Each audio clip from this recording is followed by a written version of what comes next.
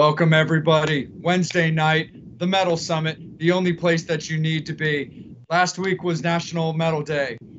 Next week is Thanksgiving, but the fact of the matter is we are here. It is the present. It is where you need to be right now. As always, we are your island of misfit toys. You are the Metal Summoners. We are your hosts. We got Jason. We got Psycho Steve. We got Angel. We got Bobby.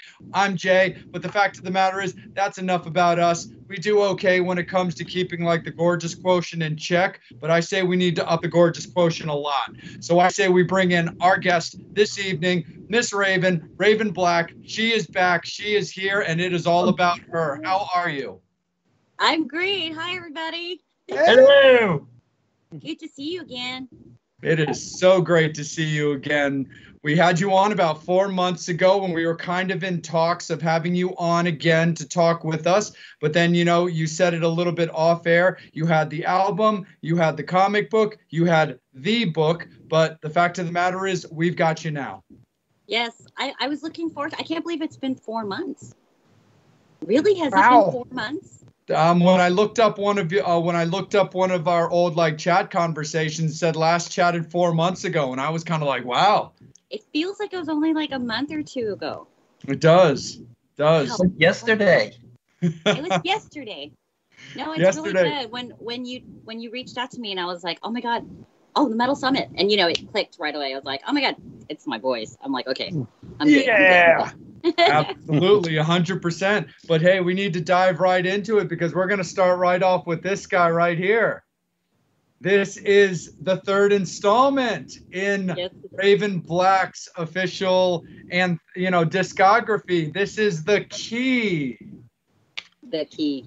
So Raven, it's been a minute now, a month, maybe two now since The Key officially came out. Talk a little bit about it. How's the reception been, and how is it just to get it out in the world? Because before the last time we were talking, you were set for a tour release as a pairing that unfortunately with the change in the world got swept out from under you, and it kind of knocked it back in time. But it's out now. So how does that feel?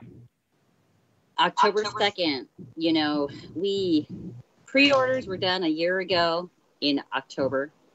And then, as you're saying, it got pushed back, touring got pushed back, and the music video, everything got pushed back. And we're like, okay, we'll release it in May. And then it got worse. So then it was like, okay, October. And then it was like, well, the tour's not going to happen until next year. We're like, no way. We are releasing this album this year. I don't care. Tour or no tour. We're doing it. So the band was like, no, we want to release this album this year. We're not going to make the Rejects wait a whole nother year, a whole nother 6 months. So we were like, you know what? We're doing it with or without a tour. We're doing it. So we did it October 2nd, got out over 800 and something pre-orders out. And, Muppet and I manually packaged those ourselves. And we signed over 1,000 CDs, the three of us. Yeah, we even did it on like a little live feed, so they knew it was like the three of us actually signing every single one. But we're home, we're able to do it. We have the time to do it. But the reception on it, the welcome of the album, I can't even explain. It's so much more than what we had hoped for. From the community and from radio. I mean, right now, I don't know if you saw our post, but we've been in the top 40 on metal radio charting for 6 consecutive weeks, this album. Wow. So that's pretty incredible for us. And we're like, is it really true? Like, how do they, it's all based on spins and requests, and it's their own little algorithm, but we've literally 6 weeks in a row been number 33, 34, just riding on that line for 6 weeks in a row since the release. So we're pretty proud of it. And it's because of our fans. I mean, people are requesting, and I guess the DJs like it, and it's metal radio. So it's not like rock radio, it's metal radio. So that for me is a very huge achievement, personally for me, being female metal, usually it's like, oh, female, we get a lot of criticism. And for me, it's like important that we're being taken seriously, even though we do makeup and costuming and theatrical metal. To actually be played on metal radio is a huge thing for us. It says like our music actually is doing something. You know what I mean? Absolutely. So yeah, so 100%. thank you to everyone out there. Yeah, Very without cool. a doubt. And like all of 2019 with these great tours that you were doing from Cradle of Filth till all the different legs of the Static X tour, you were kind of leading up to the full album release because you were putting out, in your set, Carnival and He Is the One and stuff like that. So talk a little bit about how the initial reception was when you were playing a song live that was brand new to the Rejects, as opposed to a set list they would have been a little bit more familiar to leading up to the album. You know what? The common thing that we always kept hearing with every new song single release that we were kind of teasing everyone with on the new album, like you're saying, Carnival, He's the One, Risen from the Ashes. The number one response was, man, this is getting heavy. Like, this is getting darker and heavier. Like, it's unlike our first two albums. And people go, well, is it because you're going out with these bands that are much heavier than you? Are you like being influenced by them on tour? And I go, oh no, these things were written 2 or 3 years ago because they go along with the comic book story.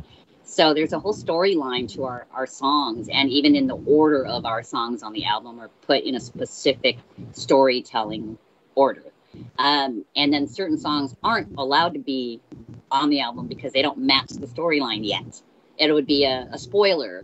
So we have over 200 songs still written from 2 and 3 years, and then we also write new ones at the same time. So it's never an influence from whom we're touring with. Plus, if you look at who we tour with, there's such a significant difference in style.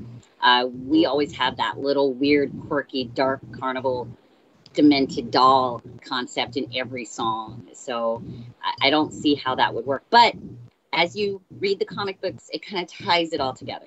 And then you're like, oh.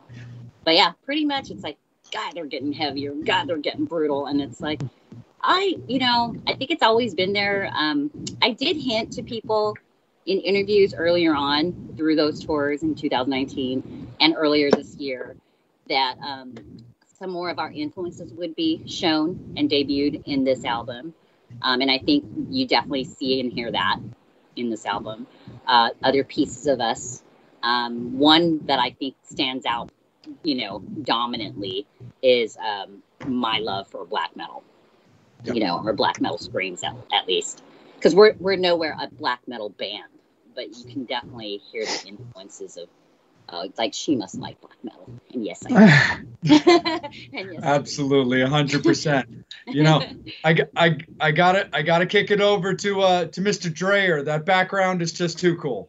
It is super cool. I've been looking at it all evening. So very cool. So I gotta ask you, Raven, where did the name come from? I know there's a author who's done a book. So where did you pull Raven Black from?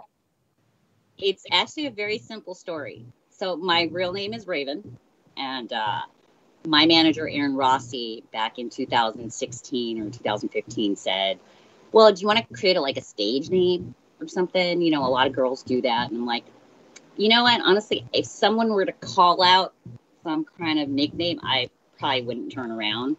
It's just not me. But it's not my first name. It's my middle name. Because of privacy, as you know, being who I am in the public eye, we really don't want people looking up where I live and all that good stuff. With Google now, you can find anybody. And I think they could still find me with my middle name. So, yeah. So it was just, my legal name is Raven Cox.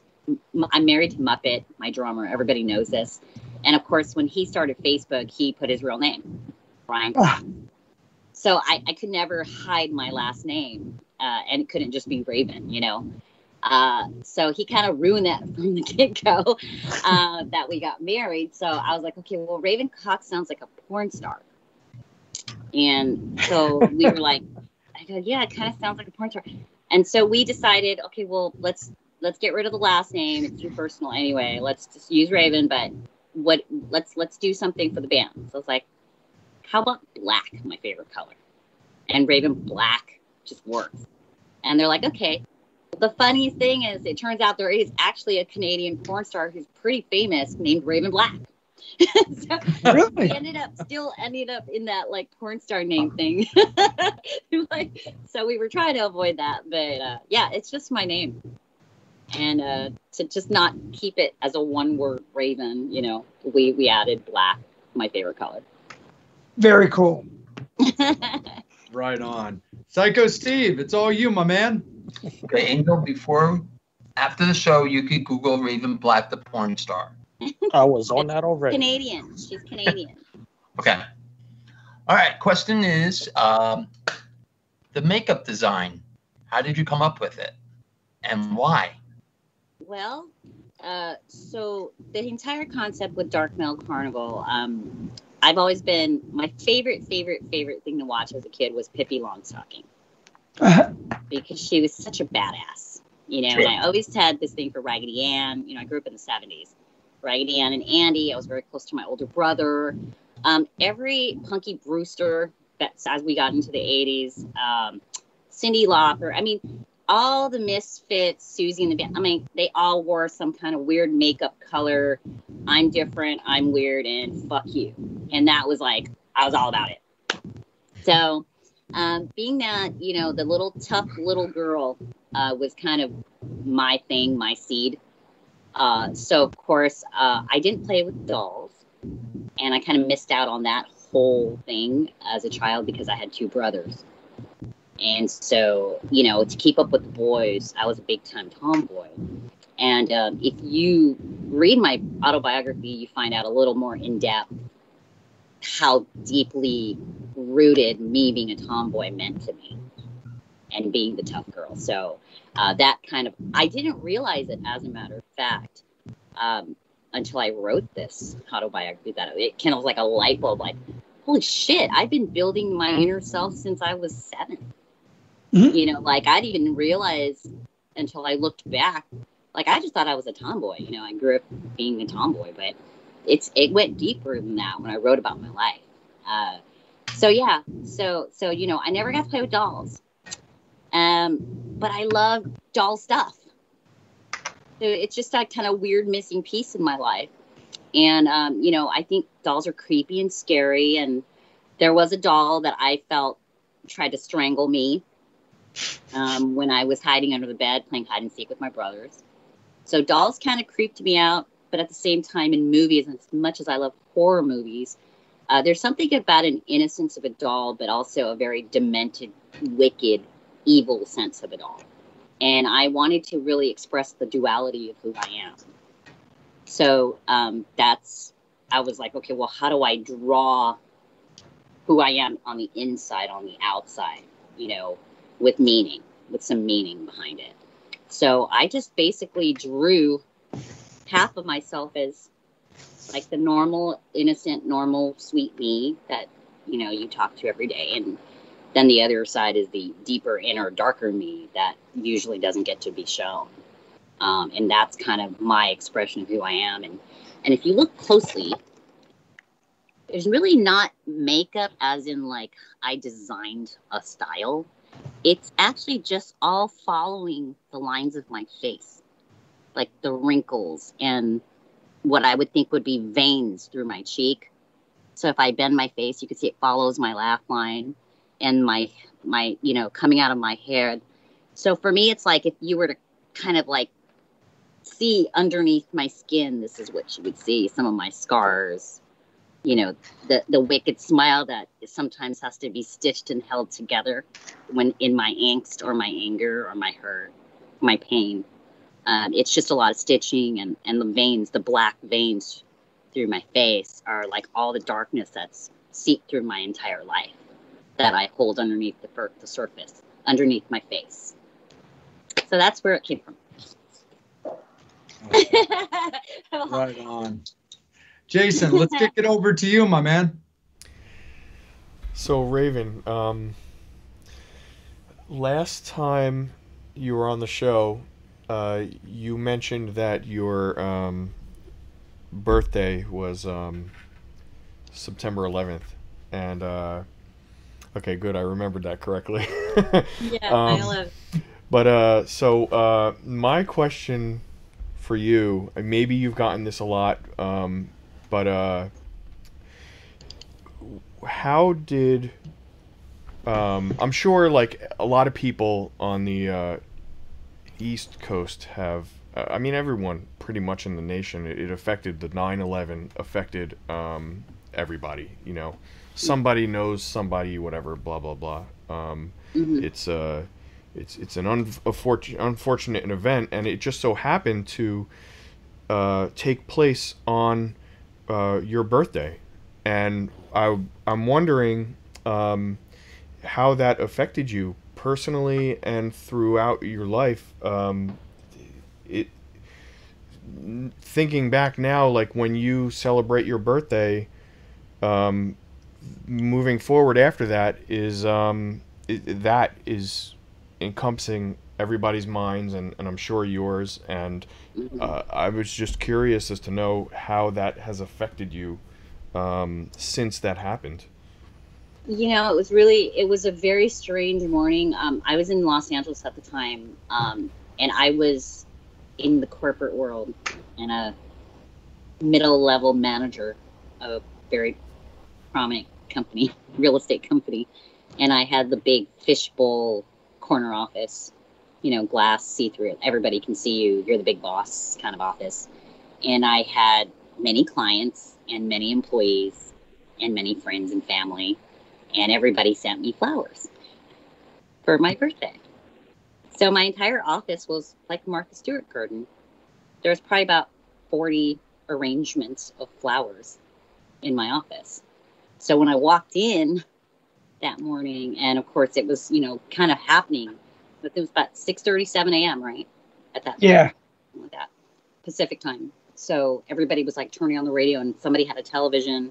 People were trying to pull it up on the internet and all that kind of stuff. And everybody was just watching. And then everybody looked at me like, oh my God, did you know something? Do you have family in New York? Like, what's going on? And I was like, you know, everybody was in tears. And I was just kind of like in shock. So I do have friends in New York, you know, that were kind of affected by that. But the last thing on my mind was my birthday. But everybody that walked into my office was like, oh my God, I'm so sorry. You know, did you have a family member? And I was like, no, it's my birthday. And they're like, oh, I'm so sorry. Like, and it was just like, but for me, that date has now changed so drastically. I don't really celebrate my birthday. I celebrate, you know, that date, that event. Yeah. And since then, I don't really, I don't know. It's like, I don't really celebrate my birthday. To me, it's just another day, you know. I celebrate other people's birthdays, you know, all out. But my birthday has never been really a dominant thing for me. So that date, since that event, that's all I really ever, you know, acknowledge. So it's strange. This is the first year I've even talked about my birthday because of my book, just because it's the big 50, you know. And if I think back, the last time I did a life check was at 40. Yeah. For me. So, where I reassessed my life, you know, as a person. And then at that time I started the band. So that was my last check. And this time it was my book. So I do bucket lists. I'm a real bucket list person. And you know the movie, right? Mm-hmm. You've seen the movie? Oh, yeah. Morgan Freeman, and yeah. Yep. Great. One of my top 10 movies. And, you know, I listen to a lot of, I guess, I wouldn't say people that I love, but people that I really respect in the world, whether they're actors, you know, people, you know, but like Steve Jobs.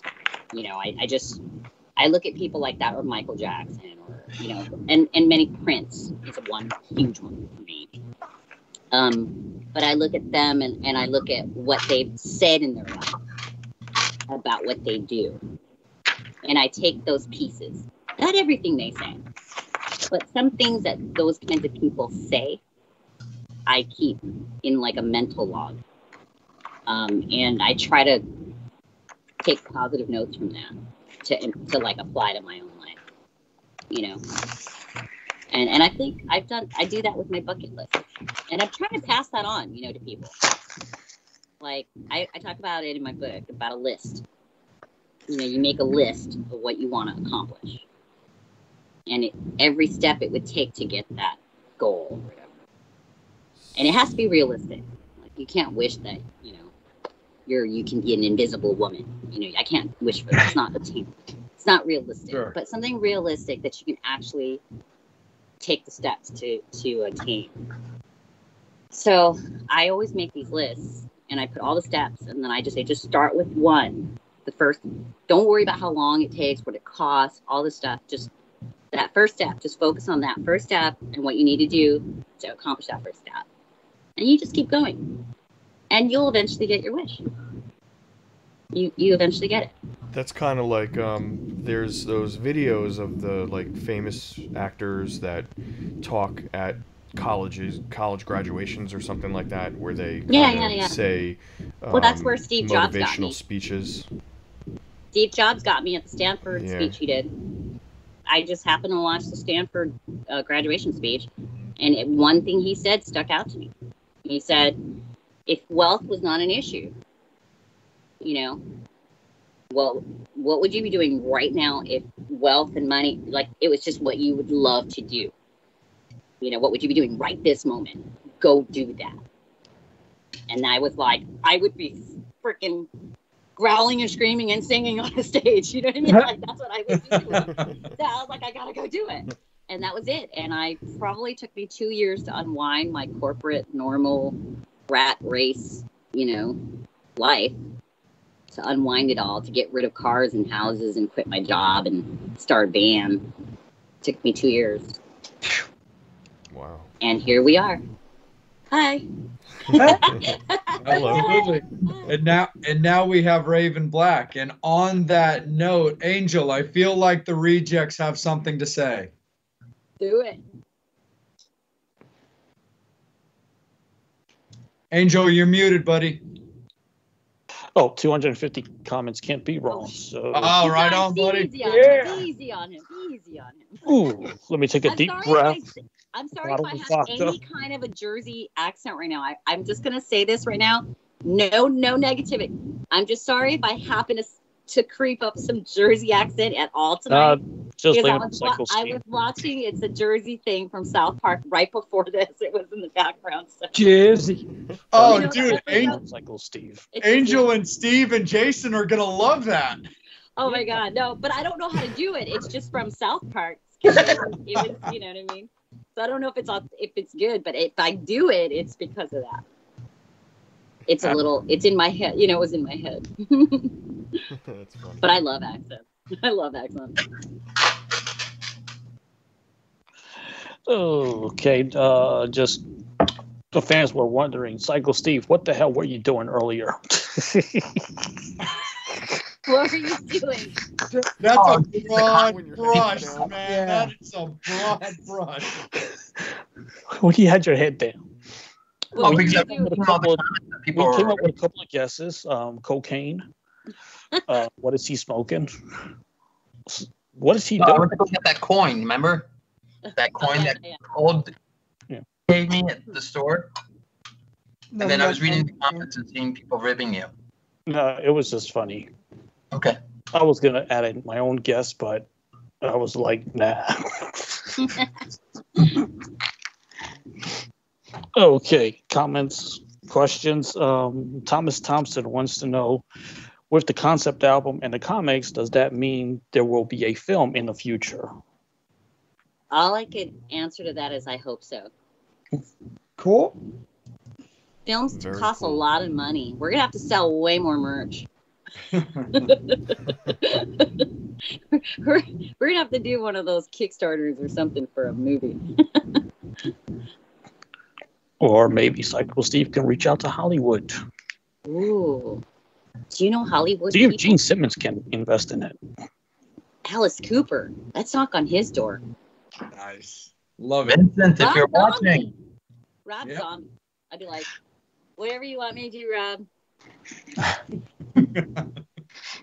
So, okay. Amanda Watts, thank you for watching. Star Peters. Going down the list. Thomas Graffiti, we love Raven. I love you too. Oh, cool. My sister's watching. Hi, sis. Right on. What's your sister's name? Maria Bass. Hi, Maria. About damn time you started watching the damn show after 38 episodes. Oh, But I Just forgive like you on my Don't Thanksgiving. feel bad. My brothers don't watch anything I do. Oh. Nothing. nope. We're gonna have to give Magic some shit then for that. And definitely say hello Right? to Who was his assistant all these years? Yeah. Shauna Powers, amazing album. Can't wait to go to the Dark Carnival when the concerts can resume, hopefully soon. Michael Tarantino, Raven needs a Grammy for Medal of the Year. And we all agree. Oh, Michael. Thank you. Aw. Thank you, Shauna. Any relation to Quentin? No, but I think that every single time he messages me. But we all agree Where I with got you. Tarantino, I'm like, oh, I know Tarantino. But the Grammy still, bring back Medal of the Year. Give it. Right? I mean, you know who to give it to. Hell We yeah. can't, we We can't could even just- get on Billboard because I don't even have a metal chart. Okay, we should have. Let We me tell could you just something make them that- an offer they can't refuse. Let me tell you something that was said to me on a telephone call about our new album release. First week, Billboard charts.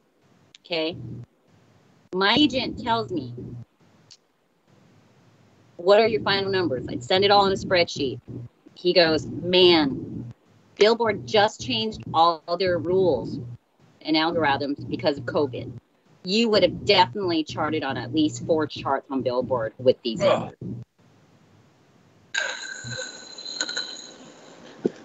Thank you, COVID, again for yet another one, another thing to kill our album, right?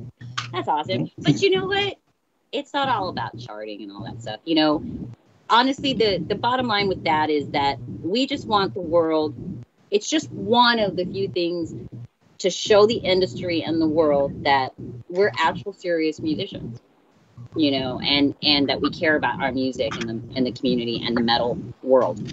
We're legit, basically. It's all about legitimacy. So at the end of the day, really when it comes down to it, the legitimacy comes from the fans. Yep. And see, Sarah Lawson says if you do a film, you won't need to pay for extras, which is true. That is very true. Don't you guys know that was my evil plan the whole time? Cycles, I'm Cycle just C, collecting my cast right now. There's nothing to do with you know, fans. yep, we all voted. Yeah, we all actually voted earlier to designate Cycle Steve as the stunt person. Oh, you want to So- be stunt? You want to be Psycho Stunt Steve? Sure. Why not? All right, done. He volunteered for it. I will make sure we have explosions, harnesses. We'll blow you up a couple times, something like that. Do I get to blow him up? You can blow them up. I get Remember to be a this. villain. Mental notes. He thinks I'm joking. I haven't They think tried. Jay, they think I'm joking. I you know. just added mental notes to my storyline for a movie in the future. I got don't you, forget. girl. I don't forget stuff. Kim Jay, Sullivan. Jay knows. Sorry. You already know. You already know. And again, I'm going through 200 comments. Kim Sullivan, hey everyone, just listen Guys, to take the it album. easy on him. Take it easy. Just gotta No, keep the don't. stuff. You might have to open that JD bottle now. Hold on one second. He needs a swig. He needs a swig. Cheers, buddy. Yes. He needs- That's my boy. So proud of you. Okay, after That's down. what I do when I drink anything. It's like I feel like there's Okay. fire coming out of my mouth. So for I'm so every proud. for every 200 comments, I will gulp down a bottle of vodka. Okay, let's get right to it. Kim Sullivan, hey, just listen to the albums. First time today, love it. Watching it from the hot tub. Oh, who's that? Oh my. Sullivan, Who? Rock Jim. Kim Sullivan, live Kim- from the hot oh. tub. Yeah, nice, Kim. Oh my. Thank you very much for the visual. Okay, noted. Okay, Agreed. now You're where was? like mine. Mhm. Oh, Cheers. Damn, I gotta refocus. Yep. It was this year. Can you imagine? He's like completely just like shit faced by the end of the interview. It is. That would be pretty funny, actually. Raven, this bottle was full. Oh my god. Well, I expect it from you. I know. I gotta crack daddy. Yes. Oh, and here's the I good don't question. drink. Guess what, though? You know what? I'm hardcore. I got coffee. Ooh. Irish coffee. Oh, Veronica Franco wants to know: can we get some live music stream? We are working on some stuff for that for next year. I could just do live feed if you guys want. I can sing a cappella along with our songs. I mean, that would be kind of fun too. Drunk. How about that? Because I don't drink. Can you imagine? I don't drink, so it would be like one bottle of beer, and I'd be like wasted, and I'll just do a cover of our entire album by myself, instruments and all. Like, If you make it through. you know, I could just, like I can air guitar. I can pretend I'm drumming. I'll even try to do Muppets crazy. Drugs flying around. That will be a fun one to do. That would be fun, right? Yeah.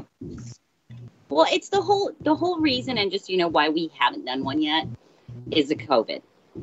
Because I will get all excited about planning one, and then I'll read something, and then my heart goes, what if one of you gets sick?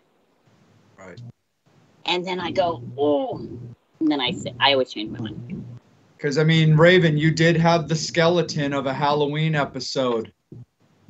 I canceled it the last minute because people were traveling, you know, flying, hotels, driving, 10, 15 carpools.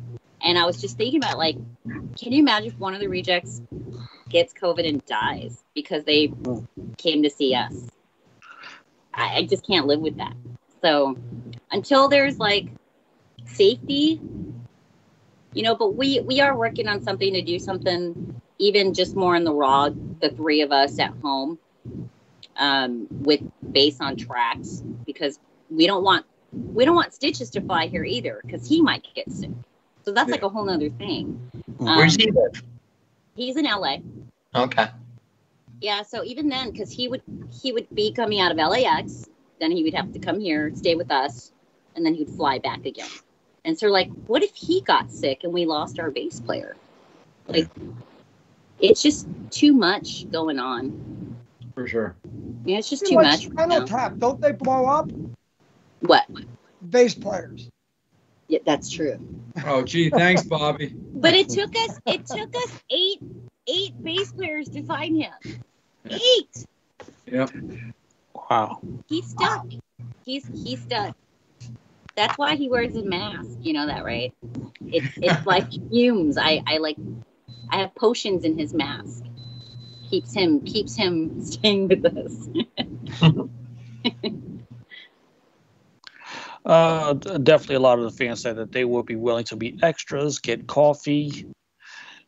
Oh, Can we have? Oh, Thomas. Everybody knows if you don't have coffee around me, we're not going to get anything done. We're just not going to get anything done. Cycle Steve is the same way. Yeah.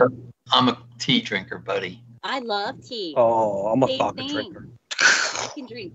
Do you put milk in your tea at all? Ever? No, honey. That's good too. But have you ever done it like the English? The Yeah, British? long time ago, but I'm more an iced tea drinker now. Oh, I like that too. Sweet tea. Honey, lemon, that's it. It's good stuff. Yes. Simple. Coffee is my drug. Cool. That's because Raven got sick of me bringing her big ass fucking bottles of Jägermeister on tour. You know, those are the only times I drank.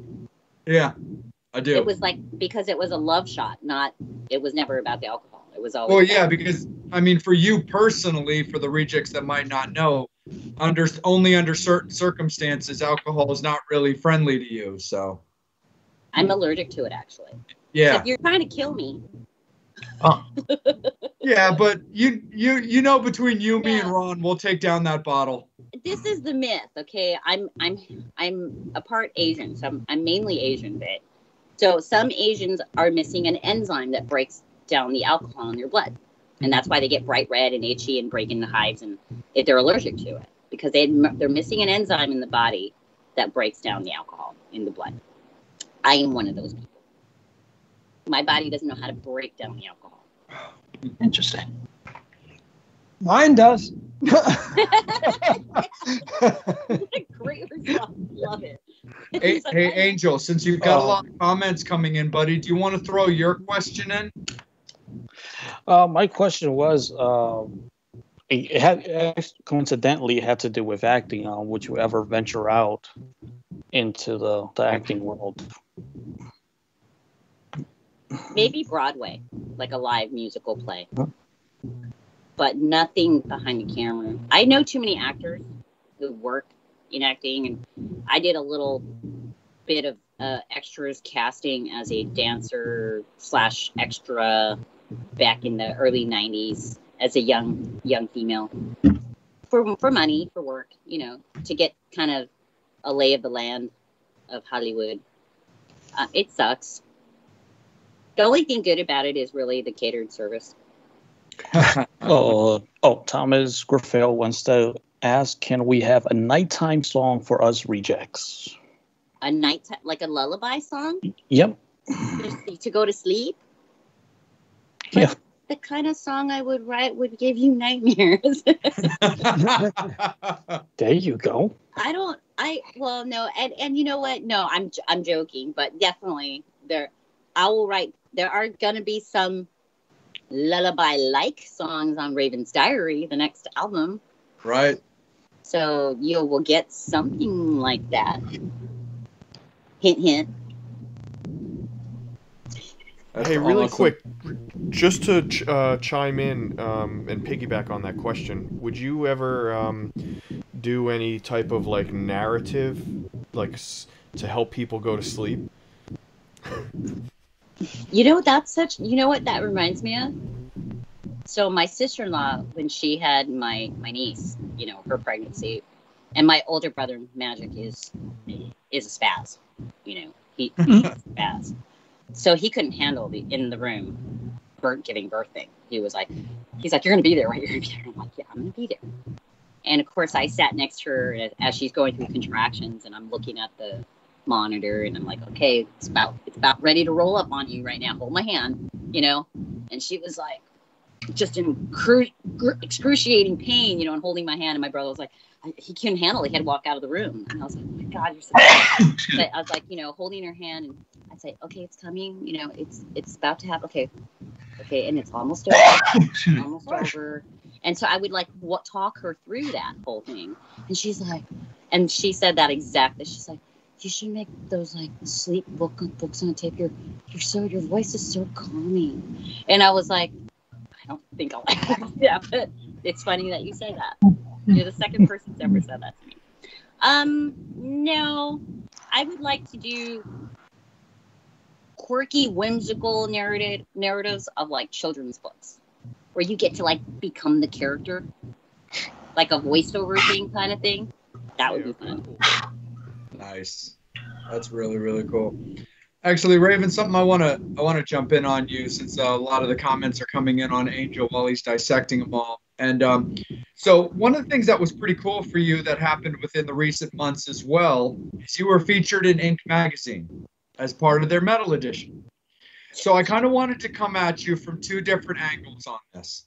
One, I wanted to ask you, just talk a little bit about that experience and what it meant to you to be featured in such a prominent magazine. And second of all, while females in like an Inked magazine is by no means uncommon, just the impact of a female metal musician, like you said, which you touched on earlier, about them not necessarily be few and far between, but how they're portrayed, the exposure that they do versus doesn't get. Talk a little bit about how you just kind of felt about the genre, the metal genre, having you featured in that role.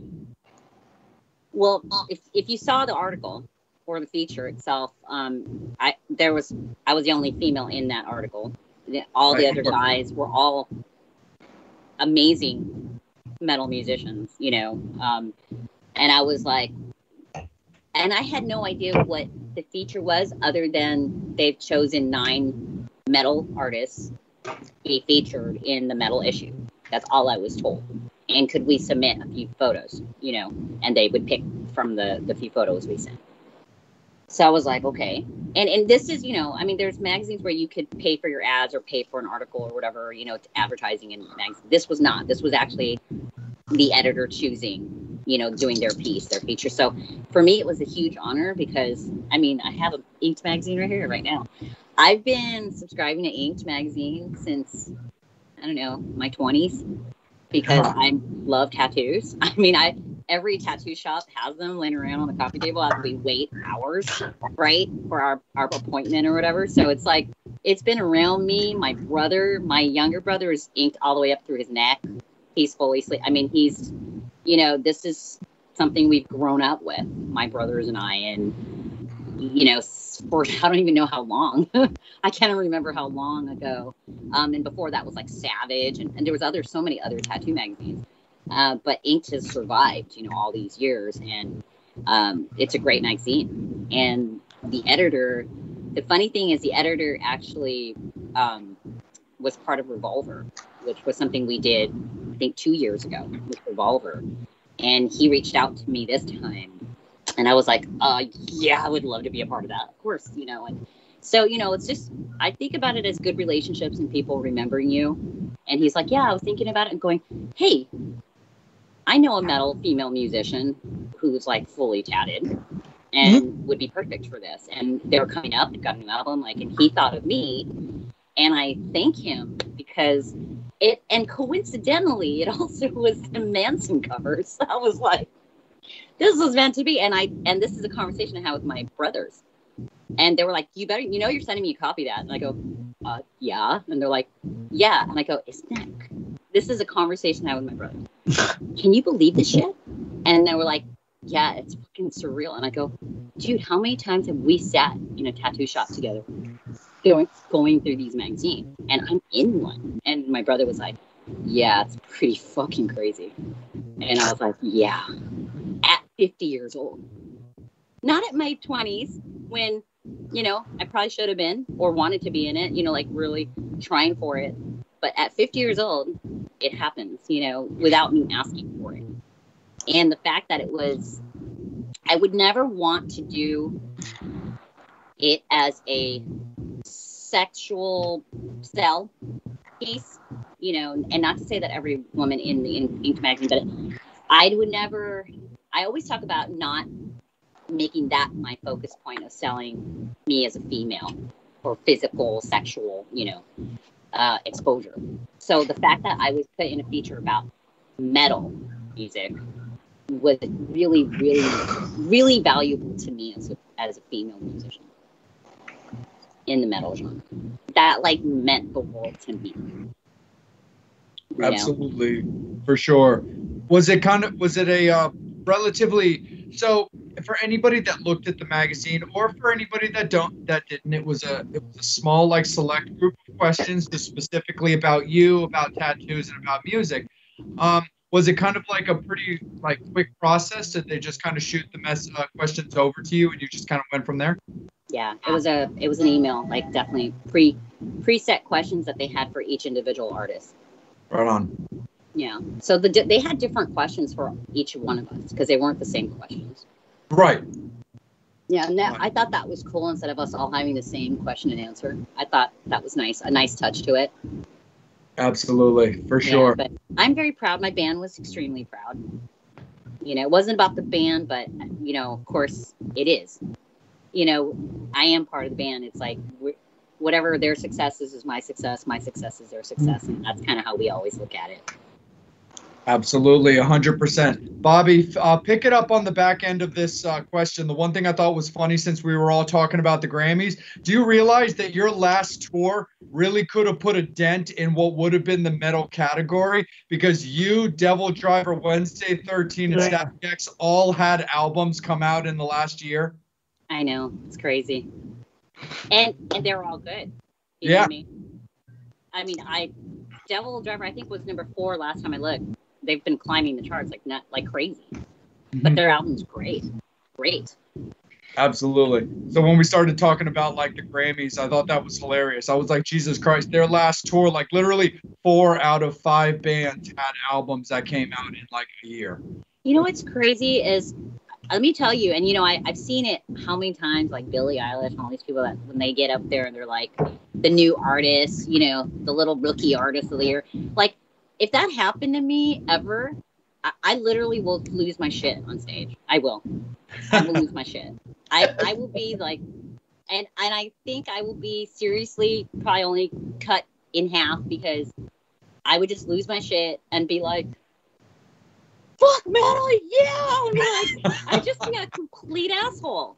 I would be everything they fucking are scared we would do. Right. I'd be like, metalheads, fuck yeah, finally! And I'd be like, reject! And I would just be absurd. And they'd be like, this is why we don't have metal people, because they don't know how to do, you know, well, thank you very much, and I'd like to thank the, you know, I wouldn't be that, because I think for us, it's such a fucking big deal to be acknowledged. I couldn't be anything else than more than myself, and I would be ecstatic and emotional, and I would just be really raw about it, because all of that suppression would come out, and I walk up there like it wasn't even about me. It's about all of us. It's about the entire genre. You know what I mean? That's what I would be walking up there with. You know what I mean? If it ever happened. Absolutely, for sure. Bobby Bo, it's all you, sir. So I got to ask, pioneering women who came up through the whole metal genre, which would probably, first off, would have to be Patti Smith, kicked ass. Then through Patti, you know, we came with Joan and Lita, Doro. Definitely. And then some of the newer ones who came up, who I'm friends with, Amy Lee, Evanescence. Yes. How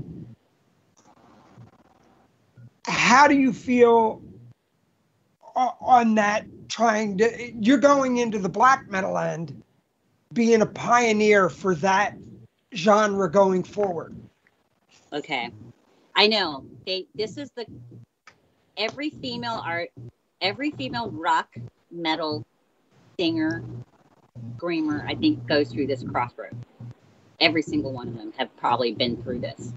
And a lot of them they get to a point because they're talented, you know what I mean? And they have the skill and they're beautiful and the drive and everything. And they get there and they get to a label. And they make that decision. And I feel, based on what I've read and, you know, followed them all these years, is that they made the decision that is a career and expanding into the worldwide circuit, right? And I face this every day, you know, as where I'm at now. And every single time, and this is where I would say I'm a pioneer. Not because I'm following suit of that, but I'm doing the absolute, complete opposite that's supposed to kill my career. Everybody tells me you've got what it takes to do this and get famous and get big and go worldwide and do, you know, all this stuff. And I say, but not at the price you want me to pay. Yeah. I'm unwilling, and I'm not saying anything because I don't know what their walks of life was, so I will never ever speak on that. Each individual's life and different opportunities they were given are different from what I've been presented. But for me personally, every single deal that's ever put in front of me is not worth me selling out. So I don't care if I never ever get that big, because I'm doing what I want to do. That's it. And what did I want to do? I didn't wake up and go, I want to become a famous rock star. I don't want that. I want to do music for a living and wear whatever the fuck I want and say what I want and talk to whoever I want and come out with cool creative shit and make a living and stay at home with my dogs and my husband and hang out with my friends and go on tour and have fun. That's what I want to do for the rest of my life. And that doesn't involve fame. Wow. That's Hall awesome. of Fame or shit. Woo. It takes it. My husband and I need to make $2,000 a month to live, have a roof over our head, feed our dogs, and have food on the table, and pay our utility bills. That's what it costs us, and I'm going to try to keep it that way so that I never have to sell out. I don't need a mansion. I've had one. I don't need fancy cars. I've had them. I just have to go back to the corporate world and hate my life. I've had it. That's why I always tell people, money's fucked up too. Just as fucked up as being poor. Having money is just as fucked up as being poor. Let me tell you. I did real estate for celebrities, okay? Famous musicians, okay? They're not the happiest of people. And they have money problems because they got a lot of it. It's just different problems, but there's always problems. You know, and I look at it like it's part of my dad's upbringing. Really, when it comes down to it, it's all about my dad. He always told me at 6 years old, and you know, they don't like you and they don't like what you're doing in your life. Well, time to fuck off. Your life. I was 6. I'm telling you, and to this day, he'll tell that person, look them in the eyes, and go, "Get the fuck out of my face. You have nothing to do with my life." And whatever the consequence doesn't matter because it's your life and you've made the choice for yourself and you believe in yourself and you believe in what you're doing and what you do is what you believe to be right for you. And nobody can tell you that any different. You're not hurting anybody. You're not doing anything wrong. You know, you're a good person. That's all that matters. That's all that matters. And I'm going to live that way for the rest of my life. Famous or not. Very cool. Props to your pop. 100%. Right? I mean, my dad is Definitely. everything to me. Yeah, Psycho Steve, follow that one up, my friend. Well, being a father, Mm-hmm. that is, my children are my everything. Mm-hmm. I try to set the bar high for them every day, treat people as they want to be treated. And Yeah. if people don't like it, I tell them to go bend over and shave. Just Yeah. be true to yourself, you know, and that's all it's about. I've been doing, you know, radio and some form of entertainment forever, and if that's the way they want to go, be it. If that's not the way they want to go, be it. Just be true to yourself, you know, pay your taxes, be good Yeah. to, you know, I do, as I told you before, I do that vlog every morning. I tell everybody, and I'm not going to go on this like whole soapbox and say, you know, I don't care who you voted for. I don't care who you sleep with. I don't care what your religion is. Just be a damn good person and treat Exactly. people good. That's Yeah. it, That's you it. know? And if you don't like me, you don't have to like me. You can delete me, block Yeah. me, talk about me, because guess what? I'm still relevant if you're talking about me, no matter if you hate me or not. Correct. Correct. You I know? always tell people you don't have to like me. Not everybody's gonna like me. Right. I've had it all my life.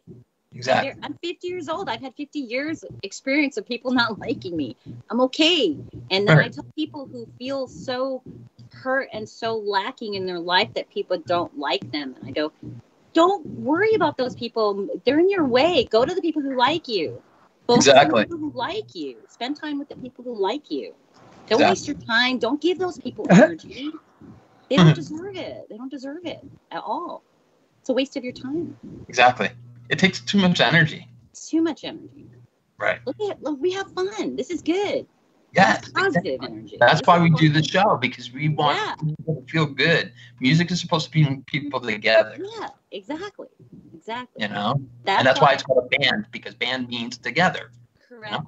Exactly. So, Exactly. all right. I do have a question, and I'm going to piggyback off of the whole tattoo thing. What was your first tattoo? Where is it, if you can disclose it? It is the dragon on my back, and it's perfect timing that you're asking me that. Because it's my dad, because he's the sign of the dragon, and being Asian, the dragon, and of course loving mythical fantasy art and all that stuff. But look at that. My first piece was my entire back piece of a dragon, and inside the dragon I wrote a poem about my dad, and it's written in the kanji, right? Or in Chinese characters. It's a translation of it. But it says, I promise to always obey, honor, cherish, respect, and worship only the one true creator in my life, my Father. Very Wow. That's very cool. That's so rad. Because he's the one that actually created me, right? Yeah. I'm his seed, right?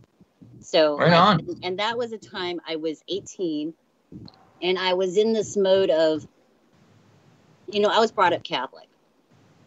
Like, Right. I mean, if you look up in the Archdiocese in Rome, my name's there. I'm Catholic, confirmation, communion, everything. It's all there. And I'm not anti-religion or anti-faith. I just feel that people have a right to practice their own faith, whatever ritual that may be, their own spiritual journey. I respect everybody's choice to have that in their lives. It may not be the same as mine. I pray to the universe, to whatever I don't know exists, but I know something exists. So I kind of make wishes and prayers to an energy of, of goodness, of love. And I don't know what that's called. So when I was 18, I kind of had this real big struggle of what you're not supposed to do, what you're supposed to do. And coming out of what I was going through, if you read my book, you'll kind of understand where I was at 18, coming out of high school, with what I experienced. The fact that somebody told me, you can't have an abortion, you're tainted, you're now not worthy of ever any man taking you seriously and marrying you, because you're just tainted now, you're damaged goods. That kind of a feeling, and growing up in the generation I grew up in, that was a big deal. I was like a slut, I'm used up. I'm never going to marry a good man, or whatever. And I believed it. That's the thing. I was at an innocence that I believed it. And so for me, that whole religious, Catholics don't have abortion. They don't believe in abortion. That became now something I couldn't stand by. Because of religion, I couldn't make this choice for myself. And I would have had to stay in a life with this abusive guy and carry his child and have a baby with this abuser. And so that reversed my entire outlook on what practice of religion is, and how fanatical, but I'm not saying religion is bad. I think there's many times I've used the Catholic religion to save myself, my own sanity, my own psychosis, during my drug addiction. I knew, and this is definitely attributed to my Catholic upbringing. So there's good things about it and there's bad things about it. But it's like anything. Too much of anything or too fanatical about anything, any side is bad. You have to really be able to think and look at what the situation is, But drug addiction, I went to God a lot in my upbringing, knowing that I was good. Fighting the devil every day in the mirror as you're a drug addict is a scary thing. And when you have faith because of your upbringing, that came into play.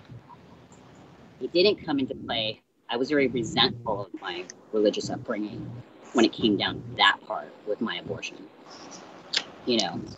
So those are things that I talk a little bit more in depth in the book. But so 10 Commandments are good. Constitution's good. It's how people interpret it and use it for their own, selfish needs. Its intention has always been to be good. It's evil people that use it in an evil way. That's how I see things. Guns are meant to protect. You can also use it to murder. The person. Absolutely. It's the person. 100%. For sure. Angel, let me kick it over to you, my friend. How are the replays? Well, I got deep, huh? Whoa, wow. We're up to around 500. Okay, let's clear that for a Oh, second. it's all good, Raven. We're going to get deeper. Yes, we got some good questions. Harry Reid he came up with a good idea for a title for a book, The Dark Tales of Raven Black. Oh, the Dark Tales of Ray Black. I like that. For the movie or the book? I guess for both. I mean, The Dark Tales. I like it. I like it. Thank you. and here's my Thank you, question. And here's my question: would you ever do like a documentary, whether it be a tour documentary or with your fans? Would you ever do like a documentary? It's already in the works. Okay. And Bobby. You could reveal all my secrets. I'm just kidding. The fuck, fucker. Remember, I could say this. The one thing you can count on with me is there's always a surprise. That's all I could really say. Charles. Oh, No. Charles Sanders. Charles Sanders wants to know any plans for a tour in 2021. All the music industry is saying is like hopefully summer of next year. That's it. All of the ticket masters and the Live Nations and the governments and COVID and vaccines, they all kind of point to this hopeful summer fall thing. So that's pretty much all we hear too. I mean, you know, now we're getting into the holiday season, so most of the industry, music-wise, shuts down anyway. Through till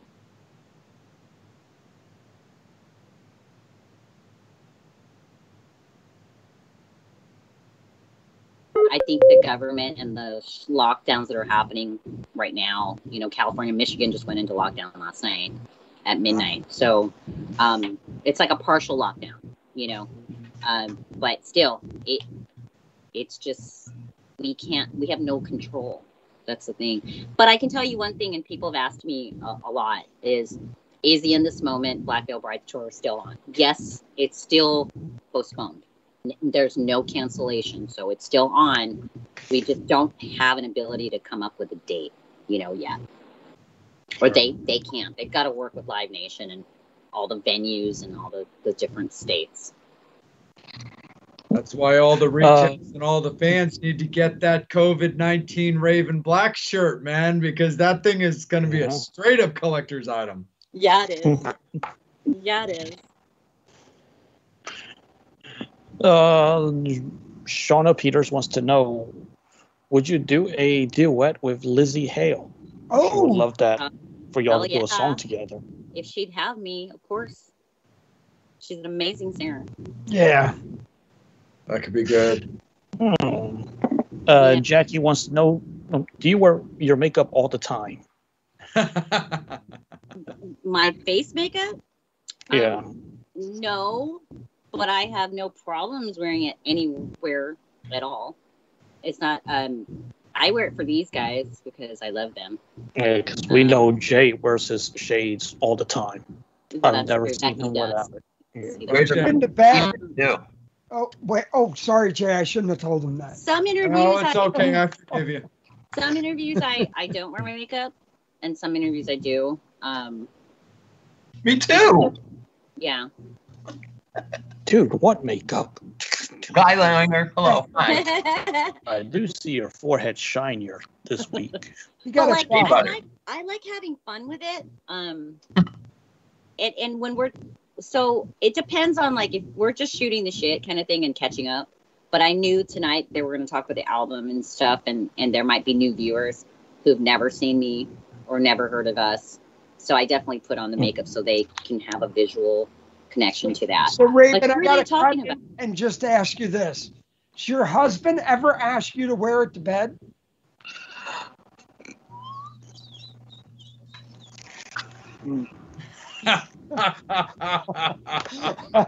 Just had to get that out there.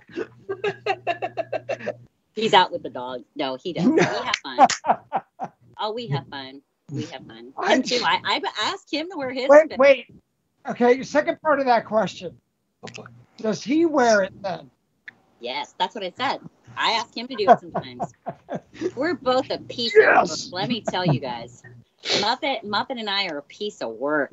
Let me tell you. We literally, I know, and I did something with Soulmates, but he's literally, I had given up on marriage and a relationship, was like chalked it up to I'm 40. I'm meant to be by myself. I'm going to do music. I'm going to be married to my music. Screw this shit. Blah. Done. I hung out with a couple of bands, 4 or 5 different bands, audition. I meet this guy, and he was a kid. He wasn't even 21 yet, okay? Couldn't even go to the bar with me yet. Sitting behind a damn drum kit. I walked in the audition room. Rare. I immediately said to myself in my head, I am so fucked. I was like, I'm so fucked. Who is this guy? And I immediately wanted him. And I pushed him away. We were like a freaking cyclical cyclone, like in the first like 3 or 4 weeks. I was like, yeah, you know what? We'll just be buddies. We'll be fuck buddies. It's all good. You don't have to pretend that you're like, you like me or you're in love with me. I'm 40 years old. I'm good. I'm no longer a virgin. Let's just have fun. I mean, I said shit like that to him. You know, I was like definitely keeping the brakes on. You know, I was like, let's just have fun. It's all good. We don't have to go there. Don't pretend. You don't have to act. You know, let's just have fun. And he was like, not about having fun. He was like, no, I really want to get to know you better and all this. And here we are. We're February 28th, 10 years. That's awesome. It's the longest relationship I've ever been in my entire life. It's so scary. He scares me. He scares me.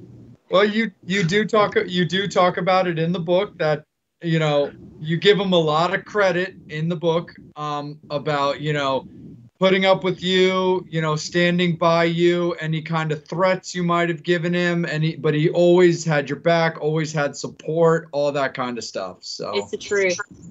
Did I say in my book? I can't remember right off the bat. Did I say I've threatened divorce at least 8 or 9 times? You wrote that. I did write that. Okay, like I literally can probably go find it right now. I have printed out and signed divorce papers. Damn. As probably as early as last year, 2019, early 2009. I was like, I'm fucking done. But this is why when people come to me and they're depressed about relationships, you know, you don't come to me if you want the sugar-coated side. Never come to me for sugarcoating. I'm honest. Come to me for the truth. My best friends know this. Come to me for the truth, because I'll tell you like it is. Absolutely. Based on my experience. 100%. Can you imagine being in a relationship with me? How nuts that would be. It's fun as hell, but it's fucking nuts.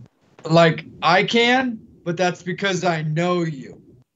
But I totally no, even from a stranger outside perspective, like, she is weird. She's hyper. She's super clever. You could tell she's like smart.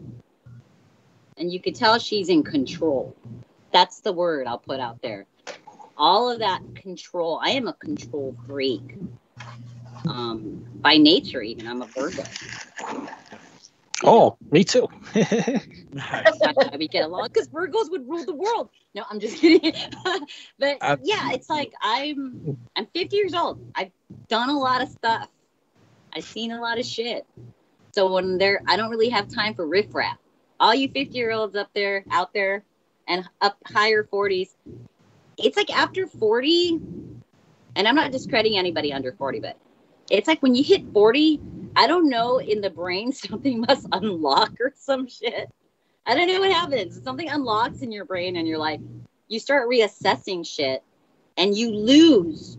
It's like all the things that you used to worry about, little bullshit shit, like you lose that. Like, I don't know if there's something in the mechanism of the brain that goes, okay, let's turn off some of these stupid things and let's turn on some of these cool things that are good for you. I think that happens. There's a transition or something. But, you know, Ryan's 20 years younger than I am. 20 years, not 10, not girl. 20 years. Hey, well, my other half is 22, older than me. Yeah. There you go. See, yeah, it can work. I look at it this way. I like Kobe beef. Oh, yeah. There you go. Put it this way. Relationships are all about accepting and creating your own boundaries in your relationship. Your relationship. No one else's relationship. Yours. And depending on who you each are, those boundaries are your own to create. Yeah. Absolutely. 100%. That's the key, man. Somebody shared it with me and I was like, I get it.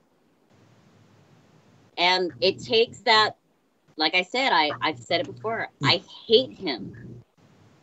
Hate my husband just as much as I love him. Oh, don't feel bad. My exes hate me and they watch the show. Oh yeah. Well, I'm telling you. How dysfunctional is that? We hate each other and we love each other with just as much passion. By the way, to my exes, I love you. Y'all watching the show. Thank you. Exactly, 100%. So, Raven, we definitely do want to get into your book. But before we do that, I want to take a quick second to just give some shout out to our sponsors, to some of our endorsers who we really do love for supporting us and helping us build and trying to get them built as well. So, Levy Metal Music, custom guitars and stage props. We appreciate you, brother. Mark and Lizzie from Rock and Horror Apparel. Thank you so much. Saren Cadaver, Horror Decor, Twisted Vines out of Rhode Island. Thank you so very, very much. You know, you guys are always like super duper great, and everything that you do for us, we truly do appreciate you guys getting involved with us and doing everything to be a part of us. And of course, our good friend Bradley Entertainment, for everything that he does, doing everything he can to keep the music scene alive. So anybody else who wants to get involved with us, reach out to any of us and talk to us. You know, we're more than happy to help somebody else build as we build as well. So Raven, when it comes to the book, because that's definitely an important part of this interview, the one thing that I took away from your book, if you don't mind me saying, is you got very dark. You can say whatever you want, you guys. All the time. No, absolutely. You got very dark, very heavy, and very personal right away. So you designed your book as chapters for years of your life, where it didn't go 1, 2, 3, 4 up to like 20. It was like 7, 12, 13, 15, 17, 18, that kind of thing. But you went very heavy, 3 sentences into your book with a very important and very awful situation that happened to you at 7. It's your decision on whether or not you want to get into that or not. But what was your mindset in your design of your book that not only made you want to get so personal so immediately, but also feel that this was the direction you felt your story needed to be told?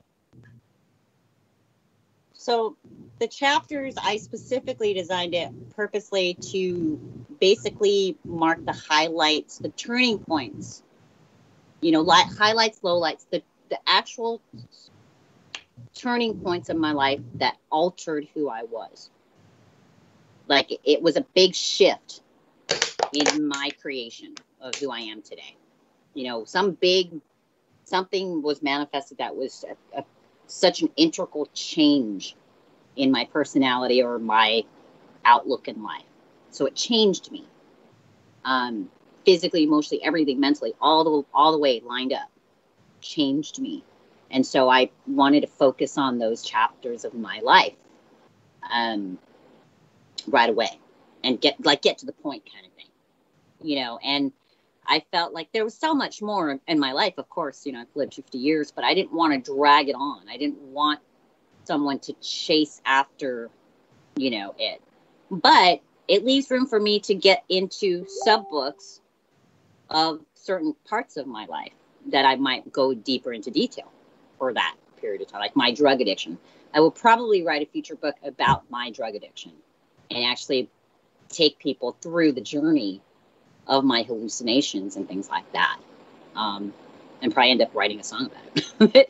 You know, like that's a personal journey I want to do. But this initial autobiography was just to kind of let people know who I am today, how I became who I am today. And really, the whole purpose of doing it was to share my story for others, because I felt a lot of people look at someone like me on initial face value and go, well, you know, she's probably got somebody connections and she knows people. She lived in LA, you know, she lived in Hollywood, and or she comes from money, or, you know, like there's a lot of things like people perceive or assume that a person has, not knowing that you and I are exactly in the same boat. I struggle to pay my rent every month. I'm waiting for that unemployment check every week to be deposited.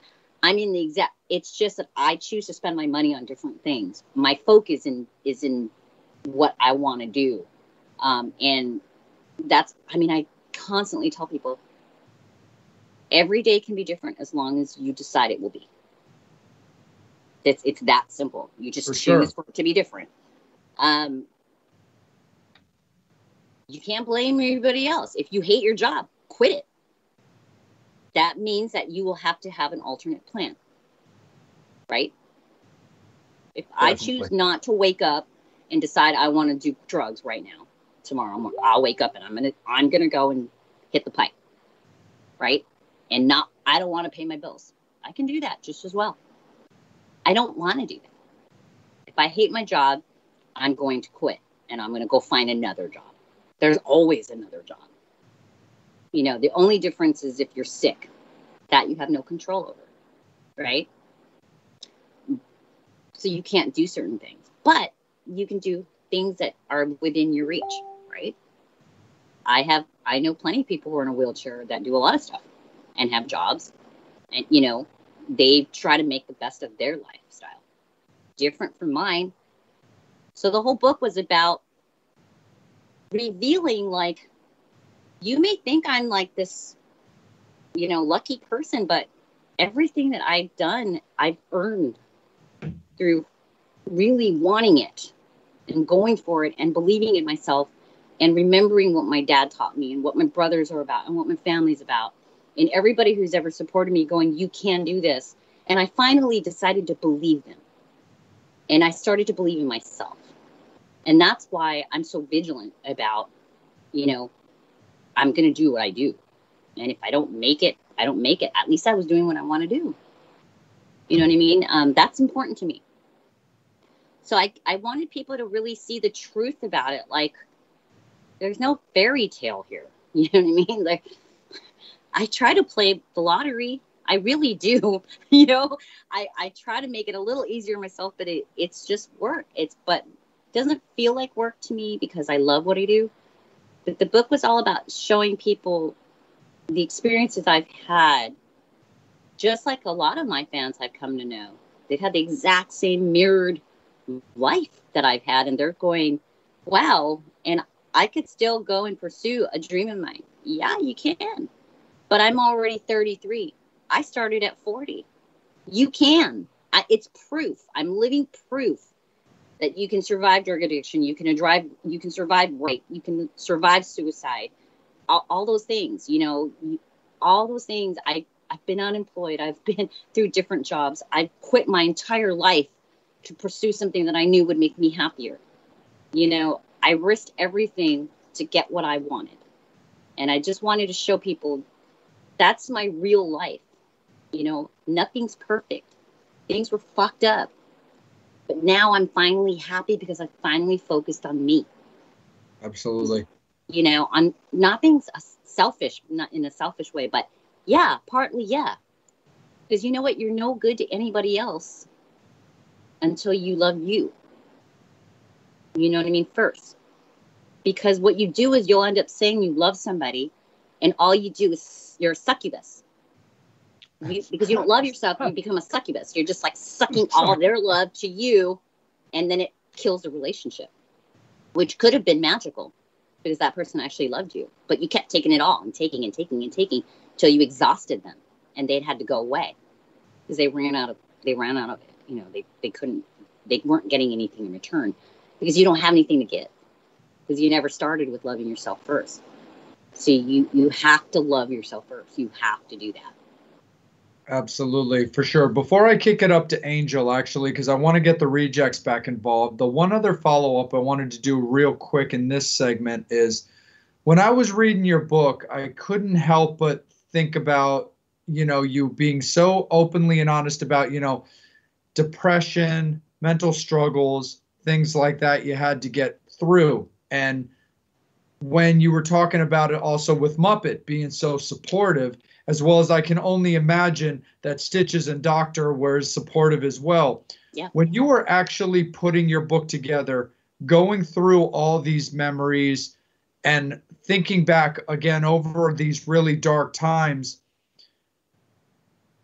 was it difficult for you to think about those memories? Did it kind of make your depression kind of flux up a little bit? And do you remember if it made you, forgive me if for saying this, but did it make you that you remember lash out at any inopportune times just because you were going through a lot of emotion while writing? Not on the surface. It didn't work. It didn't happen that way, but I did cry. I did cry through some of the stuff I wrote. And I really, when I read back through it, was probably when it hit me the most. Mm-hmm. When I read back through it. And, I purposely didn't proofread it because I wanted it to just be, I didn't want to change what was my original word. Sure. That's why I didn't proof, and some of the autocorrect was terrible. And when I reread it, I was like, oh my God. But I had said from the beginning, I'm not going to proof this and correct it. So I wanted to keep my word. So I left it that way. And I was like, God, but I did. After rereading it, there were moments I was crying. I read it alone in my bedroom in the dark, like that's how I like to read. And I was crying. I got very emotional on some parts. And what's funny is I got really emotional with just the last whole thing about when I talked about how proud I was of my band. Mm-hmm. And the friendships and how we've stuck together and what we've accomplished together. Because, the last 4 years has been the band. Yeah. But it's everything I wanted when I started this. And with all the work and the constant struggle of, are you going to make it, in the constant battle of believing in yourself, and getting the industry to say, well, you guys aren't on a label, so we're not going to even take you seriously.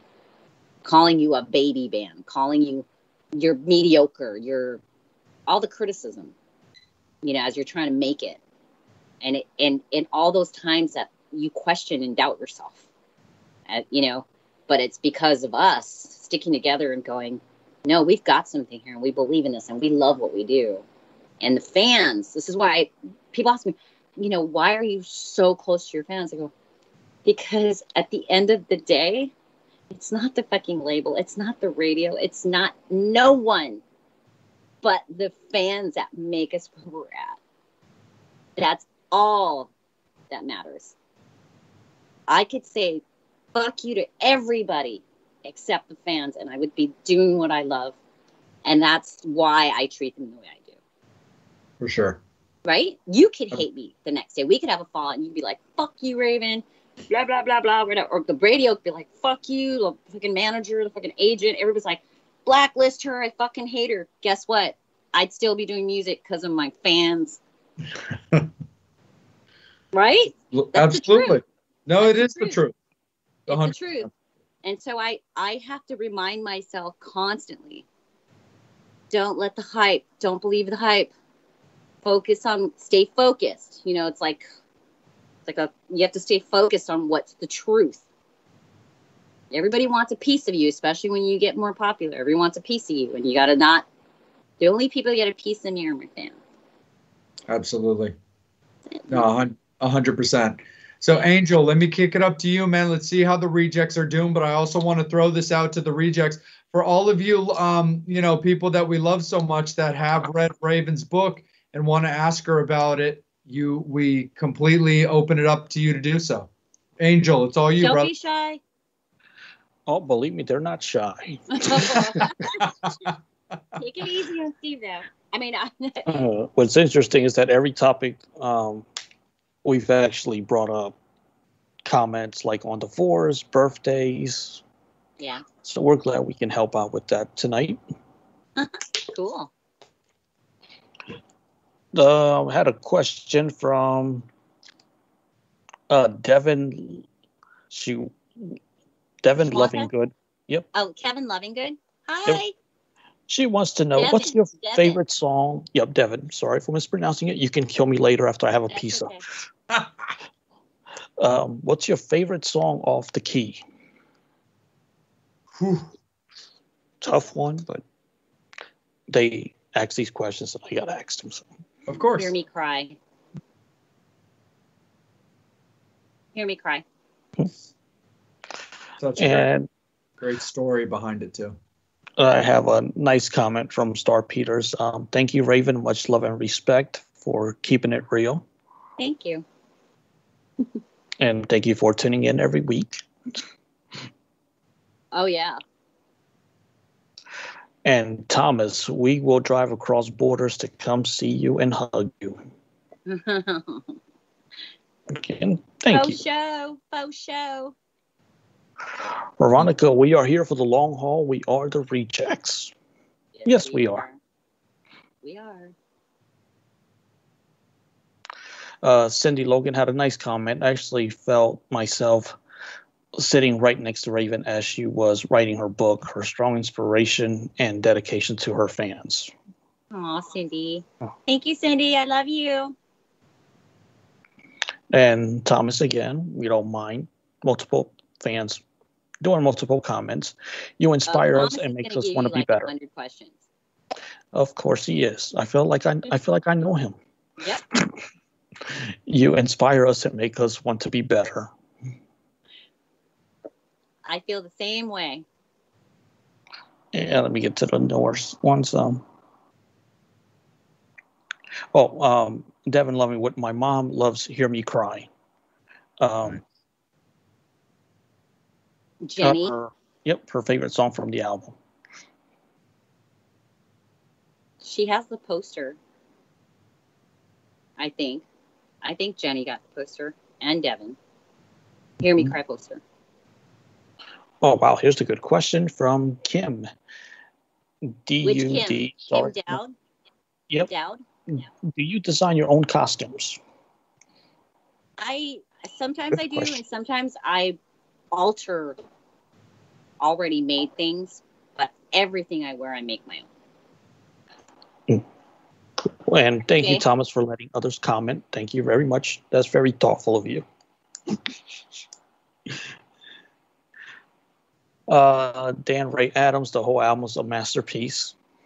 Dan, big hug. I hope you're feeling better.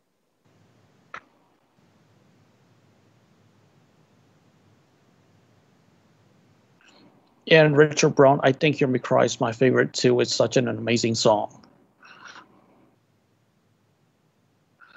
Veronica had another good question.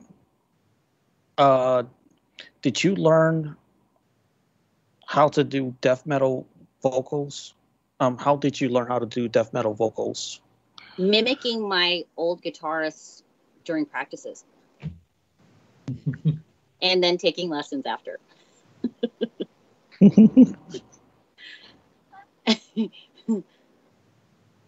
Here's my question.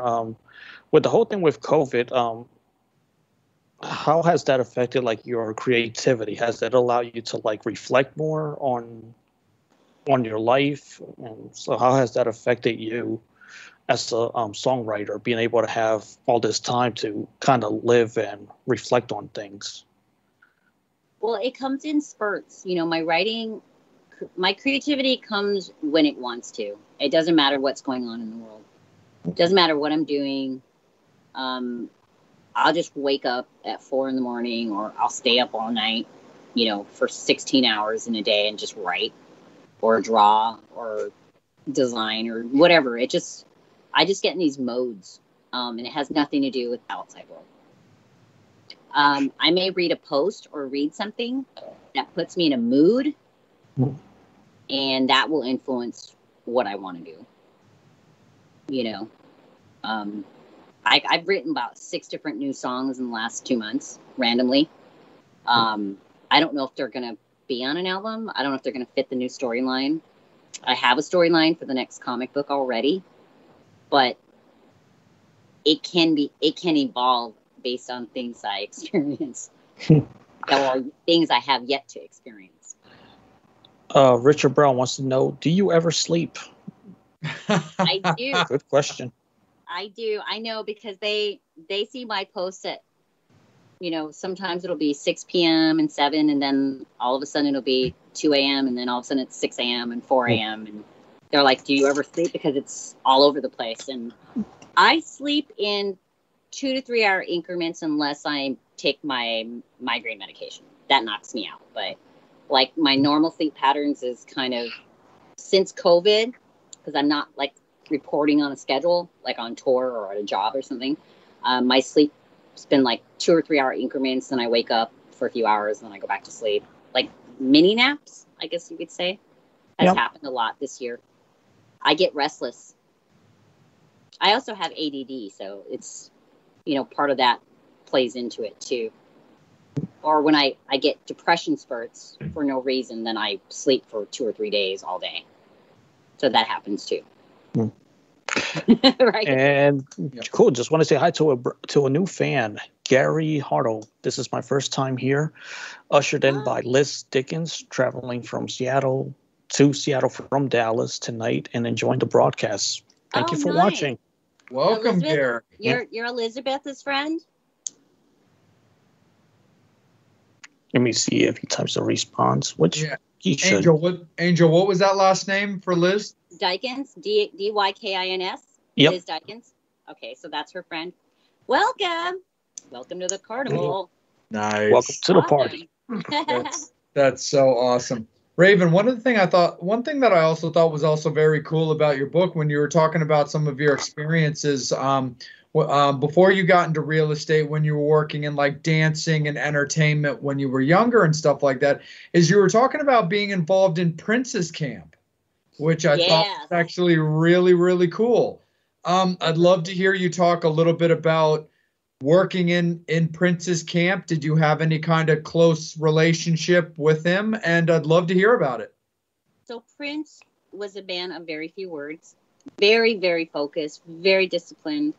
I was a dancer. So when we would be backstage for a set, we would be putting on kind of like a dance skit show with props and a huge bed and stage stuff like that. And so we would come out and perform first, and then of course he'd come out. We were like the opening act, I guess, and intermission. But we would go back the band would be going over their set list for the night. And they'd all be we were sitting on the couches, and I remember one night he sat next to me, and our costumes it was during like the Diamonds and Pearls kind of era. So he was wearing those spandex bell bottom kind of pants with buttons on the side and all that stuff. So it was very colorful, but he sat next to me, and bear in mind, I was a dancer at the time. So very, actively fit training, dance rehearsal schedule, lots of fitness. So my thighs were like a gymnast ballerina's thighs, you know what I mean? Like muscular and fit. And I was 19, 20 years old. So I was at my prime, right? So sitting next to him, I mean, my thigh was larger than his thigh in those spandex. Because I had spandex, he had spandex. We both sat on the leather couch next to each other. And I was very starstruck around him because I idolize him. I think his musicianship is incredible. Just sitting there twiddling on his guitar, I was like, oh my God, because I grew up loving him. And I have a funny story with my brother. So my older brother, Magic, he's an artist as well, but he has a website called Celebrity Stalker, as in stalking. But it's called STOCKER. And what he would do is he would draw his favorite celebrity, and then he would stalk them and get them to sign his painting or whatever, and take a picture with him with it. And sometimes he would gift them certain things. So he was definitely a celebrity stalker, and he would get these inside tips of like what hotel they'd be at or where they'd be rehearsing. And Prince was a big one on his list. Well, Prince is really hard to get to. So, of course, you know, being 19 and I was out of the house, my brother had stalked Prince knowing he was going to be in from Minneapolis at his club, Glam Slam. And my brother knew I worked there dancing for him. And I could never get my brother in, you know, like, 'cause that's just like, you just don't do it. It's a protocol thing. And so he said, well, can you try to get this jacket to him, this jean jacket? He painted this whole thing for Prince.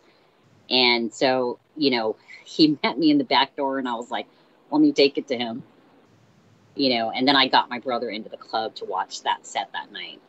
That was an exclusive show. So it was a funny thing because here is my older brother who I would do anything for to get him close to Prince, but I couldn't even do that because he's that professional, you know, very professional, very few words, didn't socialize with us, people who worked for him, not one bit, only talked to the band. So I was an employee. So never got to really talk to him other than listen to his instructions in the room. And we were told not to talk to him. Like, so, and of course, not wanting to be fired, he followed the rules. But believe me, I sat next to him and the entire time was, you know, heart pounding, like, I'm sitting next to Prince, you know, that kind of thing. And it's like, But the other cool thing, if you want to talk about celebrities, is Janet Jackson, which that was Janet Jackson. The Velvet Rope tour when you didn't have your passport. I know, it's the one thing that I was like, well, you know, I never wanted to be a dancer. You know, it's just that it was so much fun. But my best friend at the time, Rob, he went and he was dating Tina, her best friend, who was also the choreographer, Tina Landon. So Rob and Tina were dating, and so there was a couple nights at the Roxbury in Hollywood on Sunset. Used to be a club called Roxbury North, and there was a Roxbury South in Irvine. It was just a nightclub. There was a lot of hip hop, you know, LA scene hip hop. So Tina and Rob, when she was dating him, would come because that's how Rob and I became best friends. It's the LA underground dance club hip hop scene. A lot of freestyle hip hop, and you know, people would do the big circles and freestyle and all that stuff, and that was a really cool time. But Rob and I were friends, and he started dating Tina and going on these auditions. And then he became one of the main dancers for Janet at that time because of Tina. And then he introduced Tina to me, and it was like, we're about to do a tour. You want to come along? And I was like, hell yeah. And they're like, okay, well, it's a 6-month tour, world tour. And I was like, wow. Okay, well, what do I need? And they're like, well, do you have your passport? I was like, no, but I can get one. And I was so young. I couldn't do it, because I had my own issues with being from Vietnam and stuff like that, my mom and dad, and what they did with the war. So I got all that cleaned up, but man, I didn't get to go. But one of our friends in the crew, Teresa, ended up going. So if you go back to Velvet Rope Tour, you'll see my friends Rob and Teresa. And Teresa's a young Hispanic dancer, and she's super skinny, and she's got like the big curly black hair, and she got to go. But that would have been an incredible experience for me. But, you know, I feel like that wasn't where I was supposed to go. You know, I was always meant to do music. So I think that's why I didn't get that opportunity.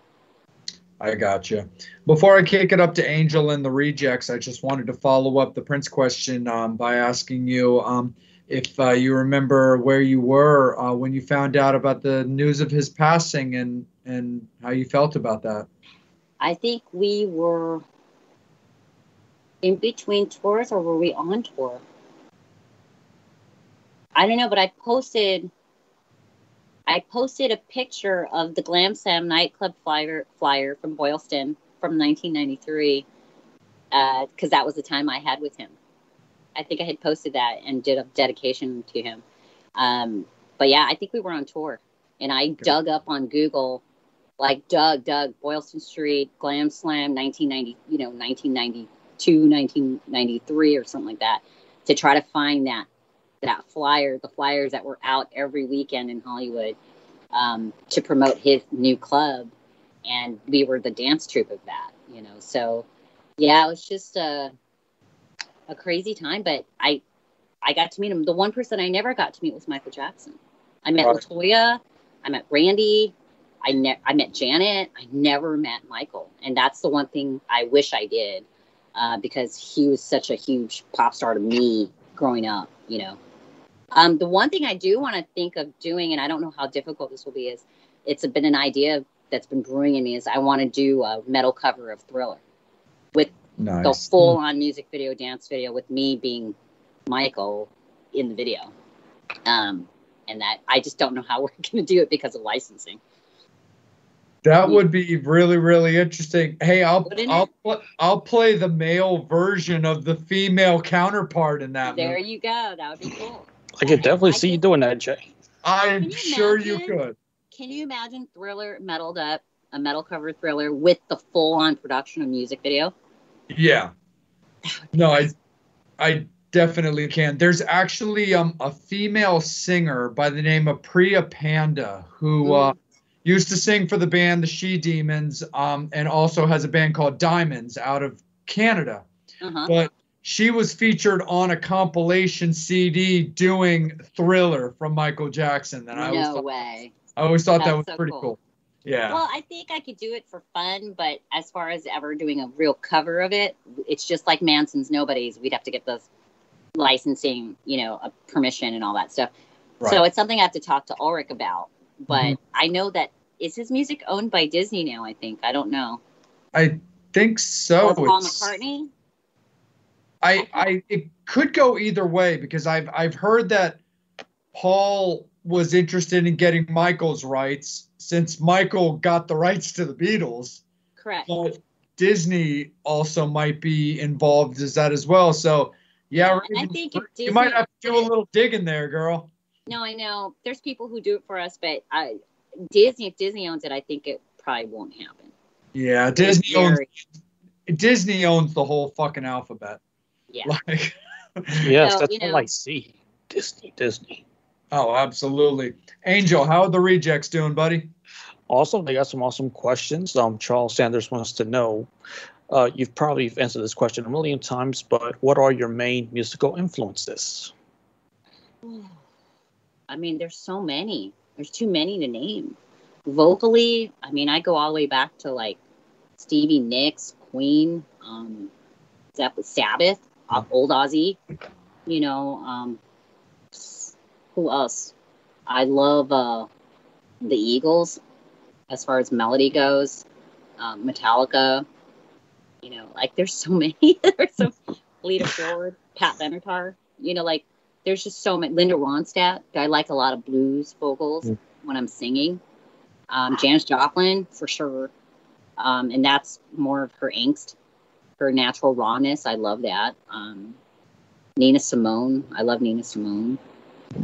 So when you hear my melodic parts, you definitely can hear, you can imagine what I sang throughout my life. All right. You know what I mean? Fleetwood Mac, Stevie Nicks is In the Silence is Stevie Nicks all the way. You know what I mean? That's definitely there.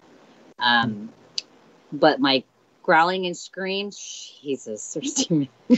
I'll tell you what, though, right before recording, and some of the rejects know this because I've shared with them my black playlist on Spotify.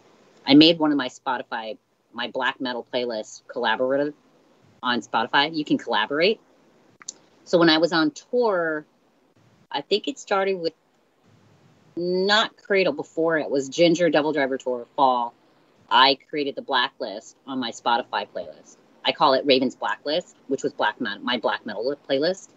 And I was really into Behemoth, and a couple of the fans gave me Demi Bourgeois and a couple of other things, and Mayhem and a couple of other things, and just different songs they wanted me to share and listen to.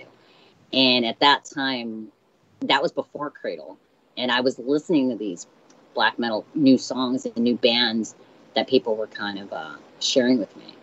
And next thing you know, I had my list, right? So we were collaborating. And I was like, oh, I like this band. Oh, I like this too. And then I was like, okay, because there was a lot of bands I had never heard of. You know what I mean? Maybe they were smaller, underground, but that was happening. And so that became kind of my favorite playlist.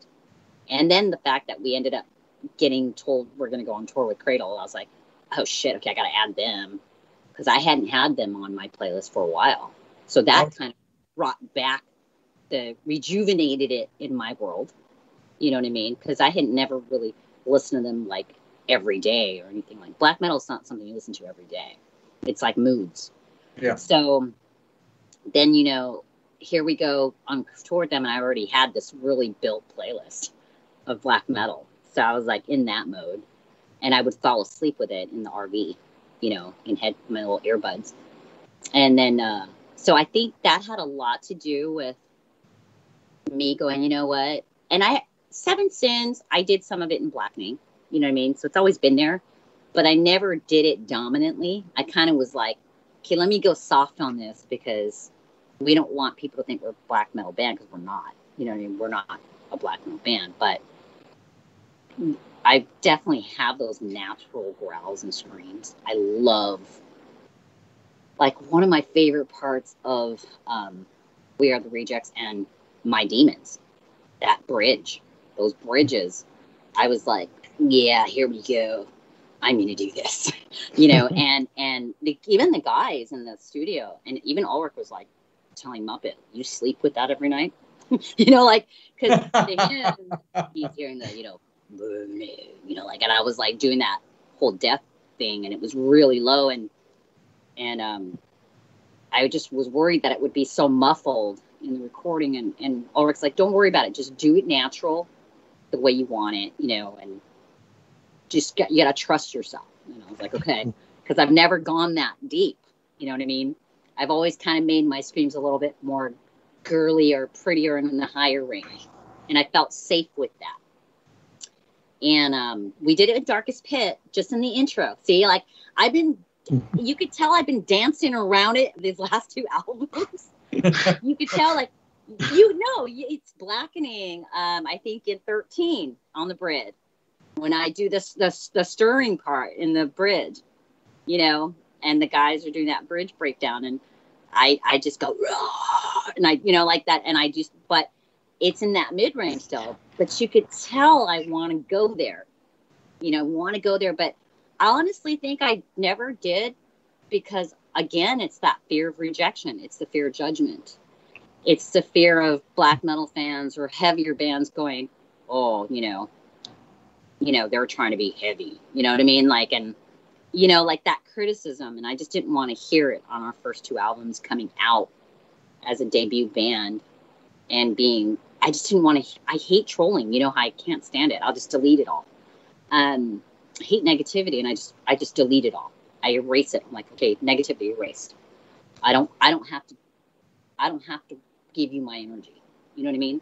Yep. So with this third album, I was like, fuck it. Coming out. I love black metal. I like these screams. I love the way it builds. I want to go from that low and let it progress and escalate into this, you know, opened freaking high scream. It's just wicked. Music to my ears. You know, I love this ear candy. So I said, okay, let's just do it. And the guys looked at me like, I didn't even know you could go that low. You know, like Lewis heard it in the in-ears, on the mic when we were like, you know, and he's just like, is that you or Ryan? And I'm like, no, that was me. And he's like, oh God, you sound, the voice is lower than mine. And I was like, and as a matter of fact, they joke with me.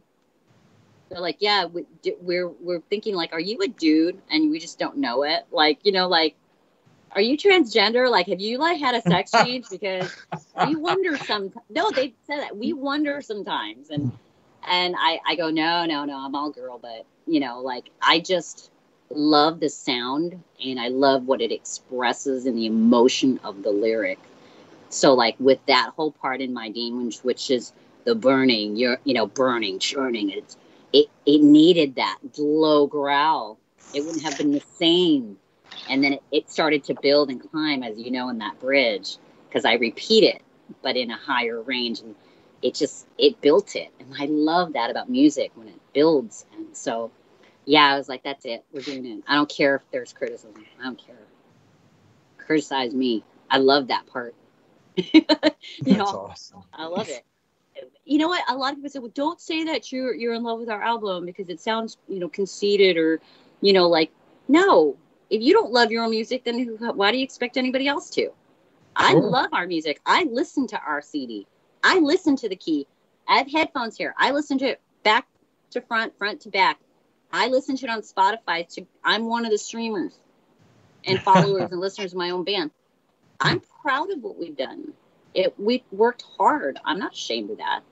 Hell You no. if you can't say that you love your own music, then you're lying. And if you don't love your music, you should do something that you love, right? Like, Absolutely. I don't get that. Who makes all these rules? Rules are meant to be broken, Raven. Same thing I But was thinking. who's the person that says I can't love our own CD? Who says that I can't love our own songs? They were sacrificed at the Dark Metal Carnival. I love In the Silence. I love that. I love that song. And I wrote it for one of our rejects, and we talked about that last time. But I love that song. I love singing along to it. You know? Oh, wow. Hell yeah. Absolutely. Oh, How are the rejects doing, buddy? yeah, they got a couple more questions. Ryan wants to know, what was the easiest song for you to write? On the new album? No, just in general. Oh, Twinkle. Still one. Twinkle was just fun. Yeah. And Bill wants to know, which one of your comic books is your favorite?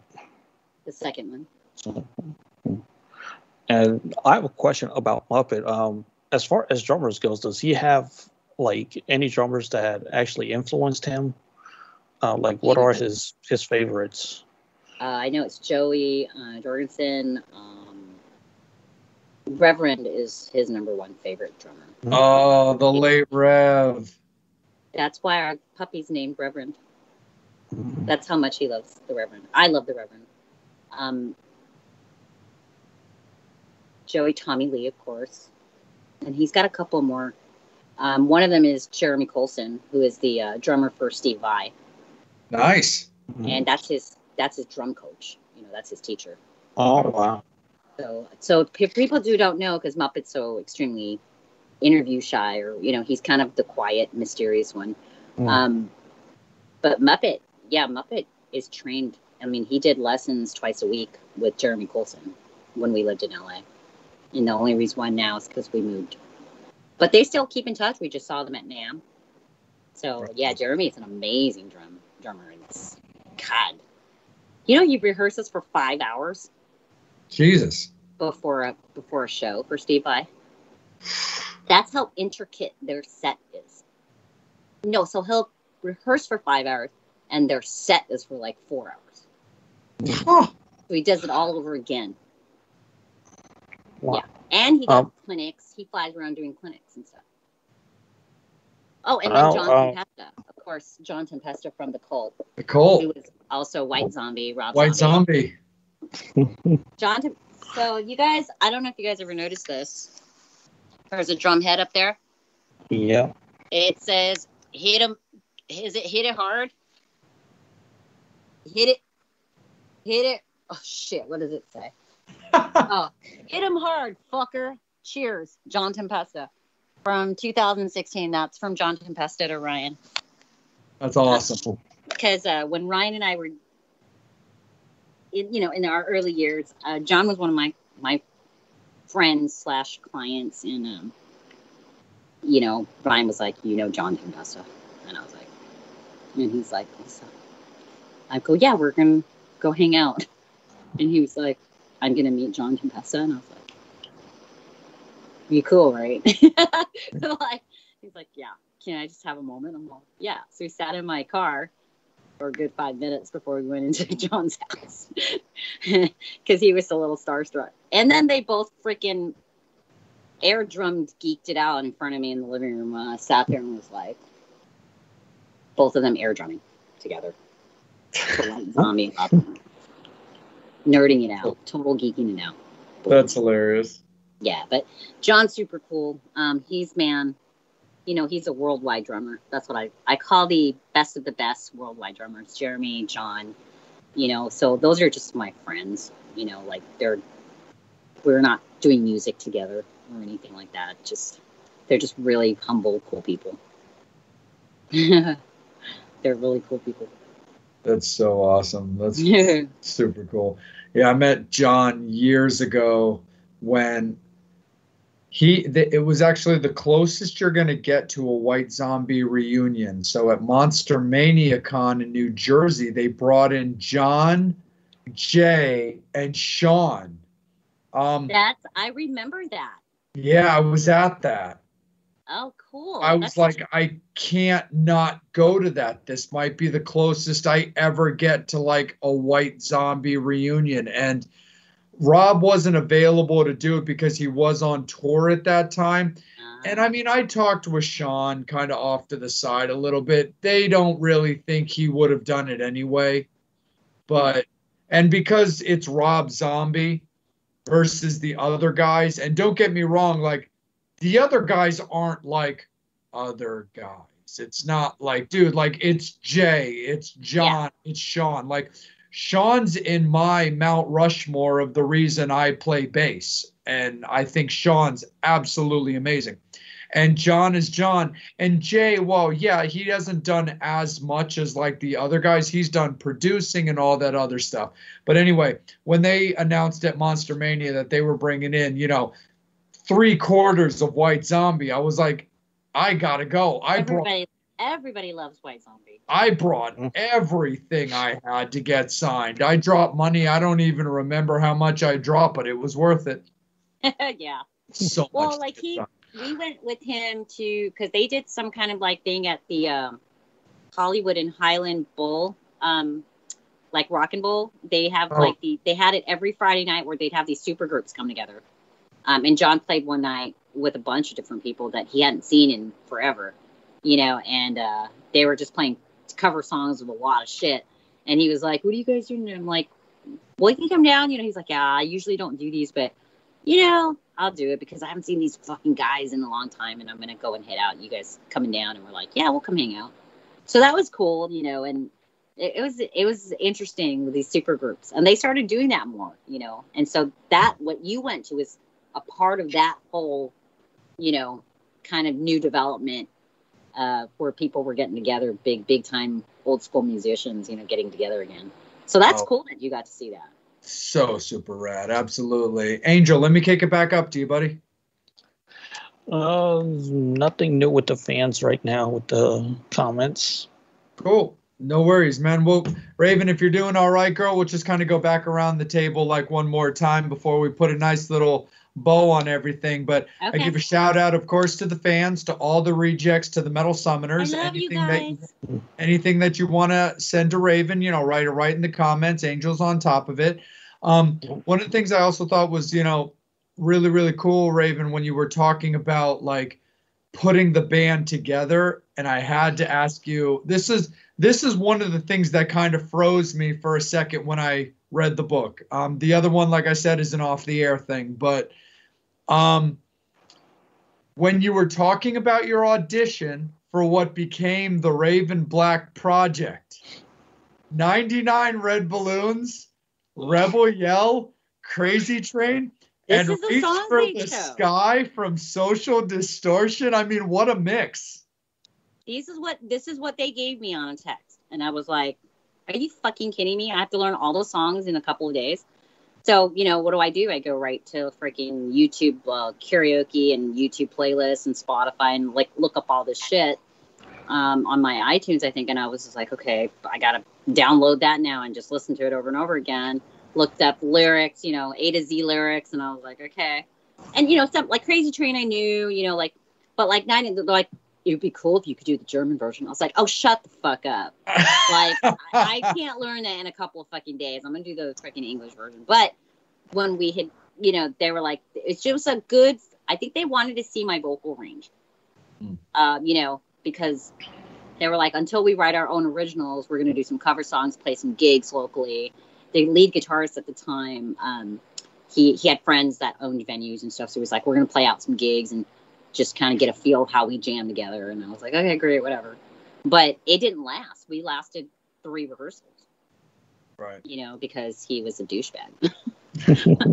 Yeah, but I mean, when it came to like Crazy Train, I was like, okay, totally makes sense. When I came to like Rebel Yell, I was like, totally makes sense. Like 99 Red Balloons was kind of that one where I was like, okay, I feel like I don't get me wrong, I actually adore that song a lot. I really love that song, but I was like, okay, fair enough. I feel like that's kind of the song that they offer to a female vocalist to kind of test the range and stuff like that. But I'm a really big Social D guy, and Reach for the Sky is actually, I hold that on a very high, like, that's one of my songs. Yeah. Like our couple song. We're probably going to record that acoustically on Raven's Diary, the two of us harmonizing that. Nice. Just so you know. If right we can on. we can get the rights to it. I think we will be able to. That shouldn't be a difficult one for us to attain. But Ryan and I, that's our song from when we were dating. Nice. From that audition. So it was just something we both shared in common instantly, like Social D. And it was like, that was from my punk days, you know. And he's like, and he was drumming. He was also in another band that was a punk band. You know, and it's like the underground British punk, you know, so they're called White Flag Down. A lot of the oi, you know, a lot of the, like the normal underground punk, you know, a lot of shouting and stuff. And we used to go to gigs. I used to go to his gigs. He'd go to my gigs. And that's when we're like, why aren't we in a band together? Like, we both are metalheads. Like, yeah, we both love punk, but the hell are we doing? Why are we splitting our time up? Like, let's build our own band. And that's where it all started.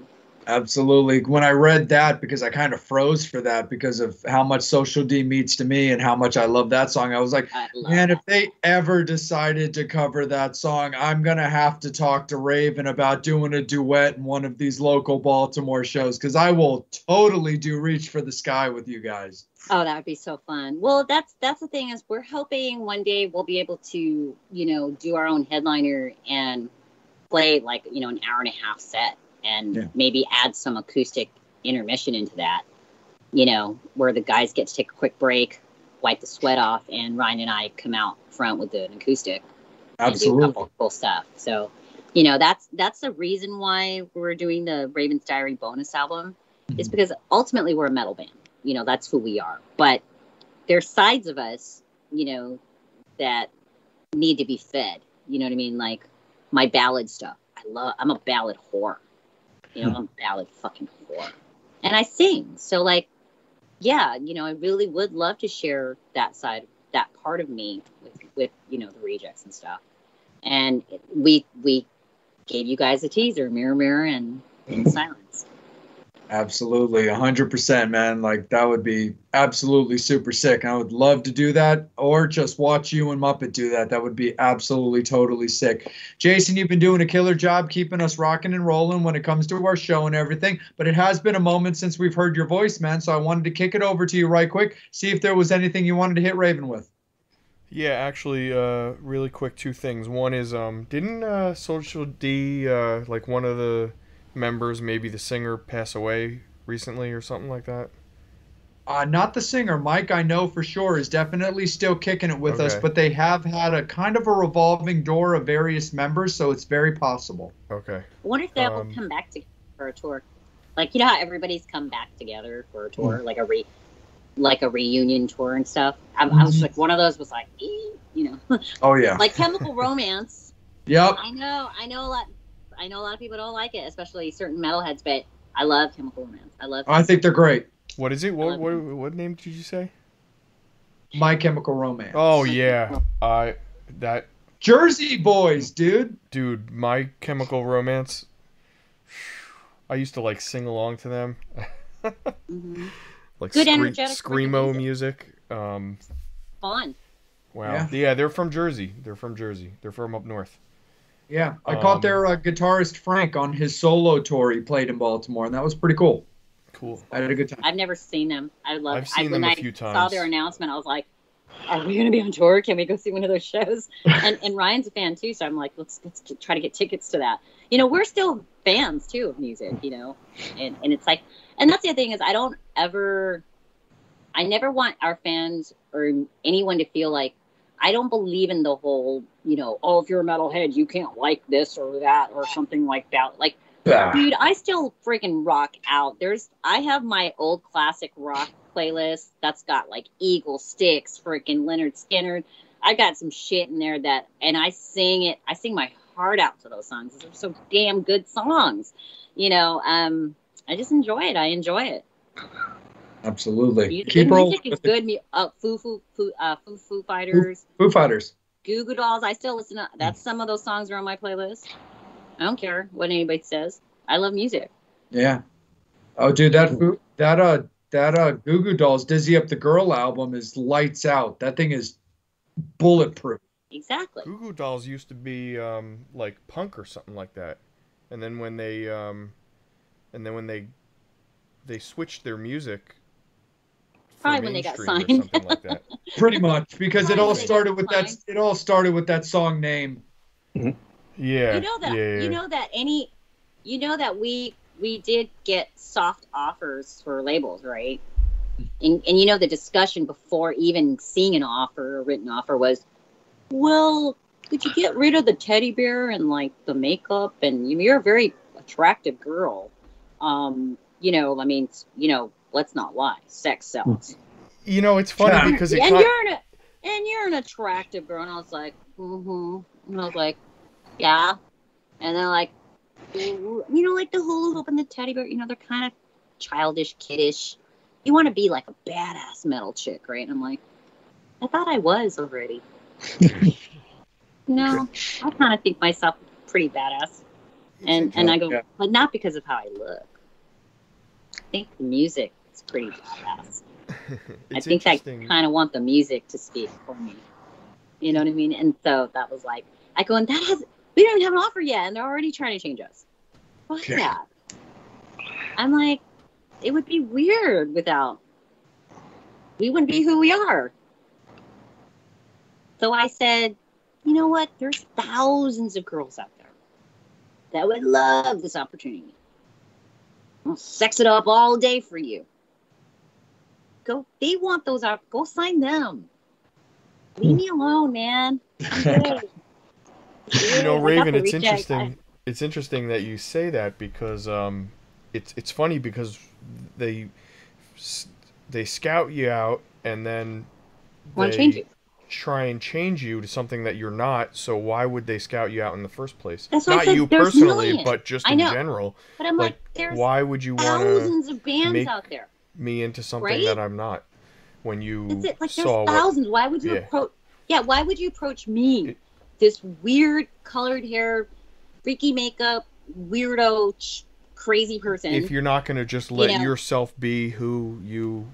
Yeah. What attracted you to me in the first place? And now you want to change it. Like I don't get that. I don't understand it. I don't know. I don't understand it. Yeah, me neither. I don't get it. Maybe I'm dumb. Maybe I'm just dumb. No, but then I think you know what I picture? I picture record executives sitting and watching these interviews that I do, and I say shit like this, and them going, "Yeah, that's why you're never gonna make it because of that, because you're just an amateur." And so you know what? If that's happening out there in the world, then I'm an amateur. Thank you very much. I'm a very happy amateur. So I have a question for you though. It's kind of two. One is the color of your hair. What is your favorite color that you like your hair to be? And then, do you remember what your natural hair color is? I know a lot of people who change their hair color. My hair was natural for a good 3 or 4 months since the COVID thing started because I let it go. Well, I had dyed it all black, jet black, and then it all faded, obviously. And I just let my hair rest all year. But one of the live feeds, I have it just natural. And I was like, dude, I think this is my natural hair color because I haven't touched it in like almost a year. But it's just a brown, boring, plain brown, It's definitely not jet black. I wish my hair was jet black. I wish. But no, my hair is just like a kind of a dark brown. Like bark. I'm all like bark. But yeah, it's pretty much my hair is the same color as Brian's. When we put it next to each other, like, I'll go like, oh my God, we have the same hair color, and we've kind of always talked about that, us having the same hair color. But his has a little more red tint to it. He has like red highlights in his hair. So that's my hair color, my natural color. But yeah, I mean, this is absolutely fun. I love Joker green. I've been wanting to do it, but I tend to dye my hair color to match the album. So I finally got to do it for Halloween, and I was like, yes. And now I'm in love with it, and I don't know if I can get rid of it now. Well, people some may or may not know your love affair with the Joker, though. Oh, I know. Oh my God. Actually, speaking of the Joker, I have a question. When you come back, I'm listening. All right. But speaking of Joker, out of all the actors that have played the Jokers in the films and the shows and the cartoons and whatnot, which one do you lean towards? The actors? Yeah, like which performance of the Joker? I've been asked this before, and Cesar Romano? No. My favorite. Okay, I have a thing for Joaquin Phoenix. Okay. Nice. And I know a lot of people are like, well, it wasn't the Joker I was expecting for the movie, but I love the backstory of how he came to be, and that's just my personal thing. But don't spoil the movie. I haven't watched it yet. Before that movie, it was Keith. It was Keith, obviously. That was my favorite. But when Joaquin did it, I was like, oh, okay. You know what I mean? That's it. That did it for me. He's my favorite. Nice. Yeah. Because there was a certain dementia that movie humanized him. And that's what I loved about it. And I love how do you become that way? What makes you who you are? I love that about any artist, villain, their backstory, the underlying thing about somebody, the inner them. And I think that's why I have to say that's my favorite. It's interesting that you say that's the reason why, because I really like when people portray things that are kind of realistic. Like when I first saw Heath Ledger's Joker, I thought that was phenomenal. Like his Joker was realistic, but to the fact of what you said about the backstory, there was really no backstory at all. And I think that the direction that they were going to head in was the backstory of the Joker with Heath Ledger, but then he passed away. I think so too. And then they would have continued it. Right, and then Joaquin stepped in. But he stepped in with so much justice. But I can't compare Joaquin because I haven't seen the movie yet. I do plan on seeing it, but I haven't yet. So that my mind about Heath Ledger might change. Homework assignment. Exactly. I was all about it, and like you said, it humanized him. It's that twisted, which they both did such a great job capturing because they're just brilliant actors. They captured the human dementia, the psychotic side of that character, and made him turn from fictional to reality. And that is the magic of it. Yeah. That is why. No. I mean, none of the other actors in any of the previous movies ever accomplished that. No.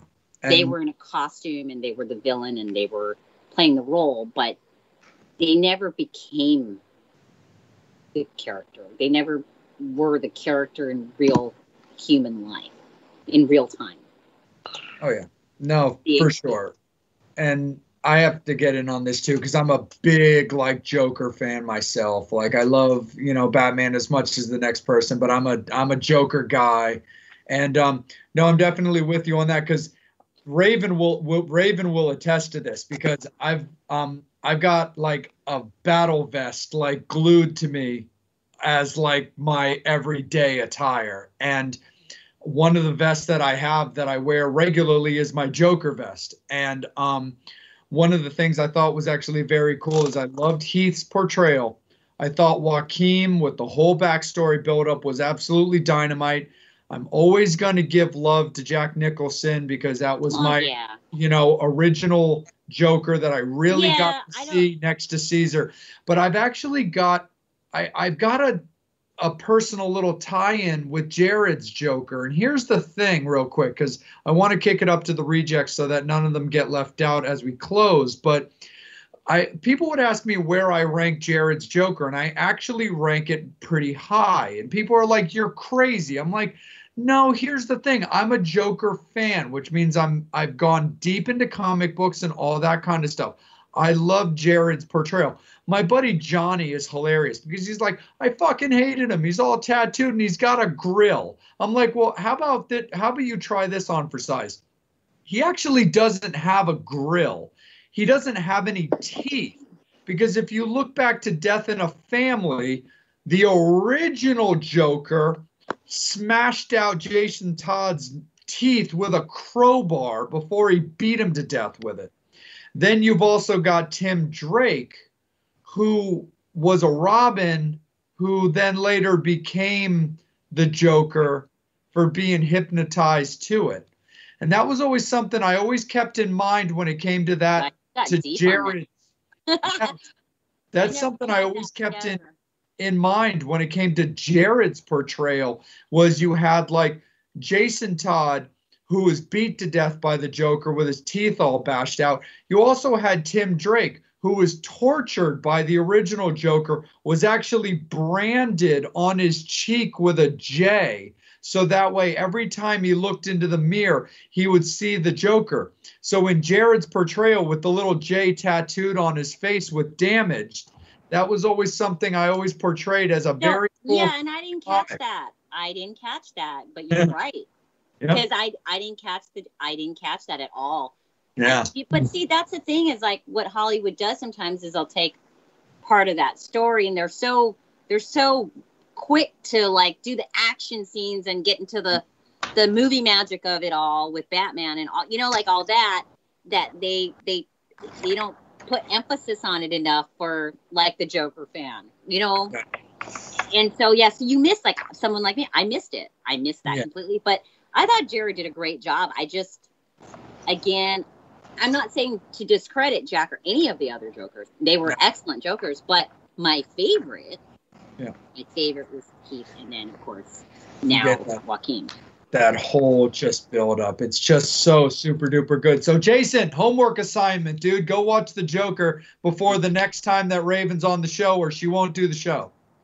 All right, I'm writing it down now. Yeah. I'm writing it down for you. Okay. Thank you. Angel, let me kick it up to you, buddy. Do we have anything final from the rejects and from the Metal Summoners? Two last fan questions. One was from Ryan. What would be your dream tour lineup? Is that Ryan Drotar that's asking? Yep. My dream tour would be, as of right now, it would be Manson or Zombie. Awesome. And Michael Tarantino, you get the last fan question of the night. Drum roll, please. Okay. Where's Muppet air drumming? I don't know. He was doing yoga. He had a yoga session. That's pretty. I mean, drummers are kind of use the drums for like anger management, so it's.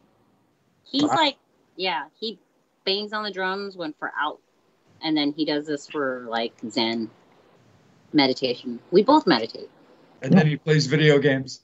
I meditate on those exercise balls with music. Yeah, I zone out. Oh yeah, Michael had a question. Sorry, Michael, we didn't forget about you, buddy. What, Michael? Tarantino or Hammock? Tarantino. Out of all the musicians out there, what are your top 5 that you would like to collaborate with? Well, I named 2 of them already. 5. Don't judge me, okay, people? Just Trust answering question. I'm just answering a question. Manson, Zombie, Johannes from Avatar, Ronnie Radke from Falling in Reverse, and the last one. Can it be somebody who's not here anymore? Yeah, Absolutely. Freddie it's your Mercury. show. Oh, Freddie. His pipes. I still, he's on one of my favorite, my all time, like my what I call legendary playlists. He's in there. I've got some Air Supply stuff in there. Believe it or not, Air Supply. Sorry, they've got pipes. He's got pipes. He had a falsetto that's like, you know what I mean? Like, those are my playlists that I do vocal warm ups to. Just so you know, to keep my range in order. So you don't forget. The only way you can keep a range is to practice it. Awesome. Like a muscle. The muscle. For sure. Absolutely. Expand, Angel. contract, expand, contract. Final question from yourself, Angel? One of the fans took my final question about the Dream Tour. Oh, right. But just want to say to the fans, keep commenting. I'm probably going to go back in and chime in myself on the Joker thing. A lot of comments about that, believe it or not. So if you guys want to chime in afterwards, go right ahead. I do want to say something about the Dream Tour, since I won't spoil your questions. You can still ask the same. So I did say Rob Zombie and Manson, right? Right. But my previous answer had In This Moment, which now we're going to be going on tour. That's why I didn't mention it again, because I actually am going on one of my dream tours. I'm about to go on one of my dream tours.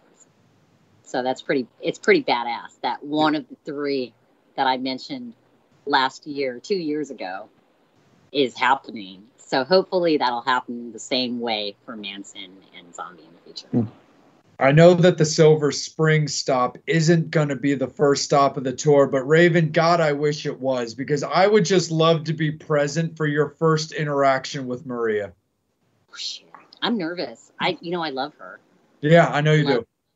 I have so much respect for her. I can't wait to meet her. I'm gonna be starstruck. I'm gonna be like, I love you. I swear, that's how I'm gonna be a big dork. I don't know how she's gonna react to that, but I could just be me, right? I just have to be real, right? I'm just gonna go.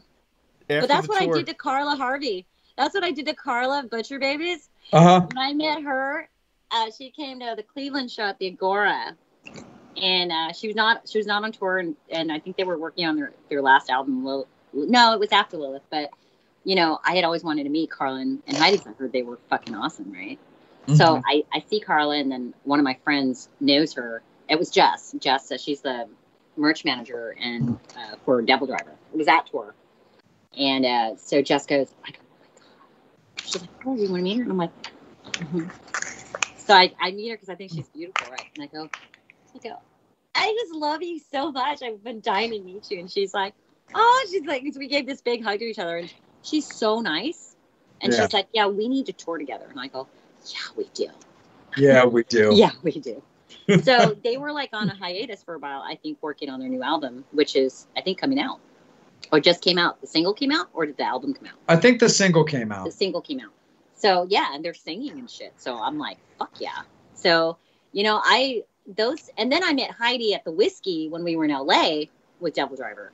And her boyfriend, and was it Brian? Yeah, her boyfriend Brian. Heidi and Brian. Henry. So I met them, and we were all upstairs, and they were just, Heidi's like super, super, super, super sweet. Mm-hmm. Like Carla's sweet. They're both sweet, but Heidi's like extra, extra cookie sweet. Like nice. Really Heidi was one of my first interviews, like one of my first like big interviews when I was getting into the biz and stuff like that, because the Butcher Babies had like just put out like the Take It Like a Man album, and they offered me an interview with the Butcher Babies, and it ended up being a one-on-one phone interview with Heidi. And I was like, dude, it was super fun. We were just talking about like her love affair of like Slipknot and her own like tomboyish way of dressing when she was young and stuff like that. Mm-hmm. So I'm not surprised in the least that you so guys much got shit. along. Those two get so much shit from the press and other shit, and it's honestly, I go down to it. It's just jealousy. It is. They're hot. They're beautiful. You know, they're badass. You know, like, and you're gonna get hated on, and it, you know, that just comes with Tori. But as people, I've met them personally. I don't speak about anybody I haven't actually met and encountered and talked to personally. Mhm. Both amazing sweethearts, super fucking down to earth. And people like that, they're fucking bitches. I'm like, no, they're not. They might have been a bitch to somebody who was a dick. I'd be Right. a bitch to somebody who was a dick. You know, I mean, I'm the nicest person ever and super chill, right? But if Oh, someone's a jerk to me, oh, you're gonna see the darker side of me. I'm not gonna take it. I'm not gonna take anybody's shit. So they're exactly the same way, and I respect that. You know, they're strong women. They're not gonna back down. So Absolutely. yeah, those girls are fucking. I love them. So For sure. But Raven, man, we cannot wait for COVID to stop, for touring No, to yeah. start. We need to see you out on the road. It's long overdue. The Rejects miss you. We miss you. And I know you just missed the stage. I miss it. I miss it so much. I miss playing music. I miss everything about it. I miss seeing you guys. I miss hanging out. Absolutely, for sure. Well, you'll definitely get to see us. You know, you'll get to see me a few times. You'll definitely know. see the other guys, and you definitely Well, you see know the what? other guys in Remember. Jersey and Philly. When they re-announce the tour, when everything's over and they postpone it and we can actually do a tour, I'm sure some of those venue stops will change, you know, because some Sure. venues have closed down, you know, dates have changed. I mean, what if they're not available anymore? Like, you just never know. So hopefully, but I'm sure I'll see you. Absolutely. You're not going to miss the Key live. Hell no! Are you kidding? No, I don't even know. You I don't know understand. I don't know if I was the first, but I was definitely in the first handful of Key tattoos. I know, that's right. And I'm still jealous because I still haven't been able to see my tattoo artist in LA. Because I drew that for my tattoo, okay, guys? I know you Wow. did. I drew it purposely to be a tattoo right here on my neck. So I'm waiting to see my artist. So I'm going to wait. But all of you have it already before I do. And I'm like, "Argh, I should have been number one. But no, I was on tour. One more thing I want to Please. say. What was I going to say about right now? The Key. I'm super afraid because being out of practice. I mean, yeah, it's one thing to do vocal warm-ups and keep up your chops, but to actually perform with the stamina and the longevity and all that, and being out of practice, you know, I mean, we were touring back to back, so I had that built up already.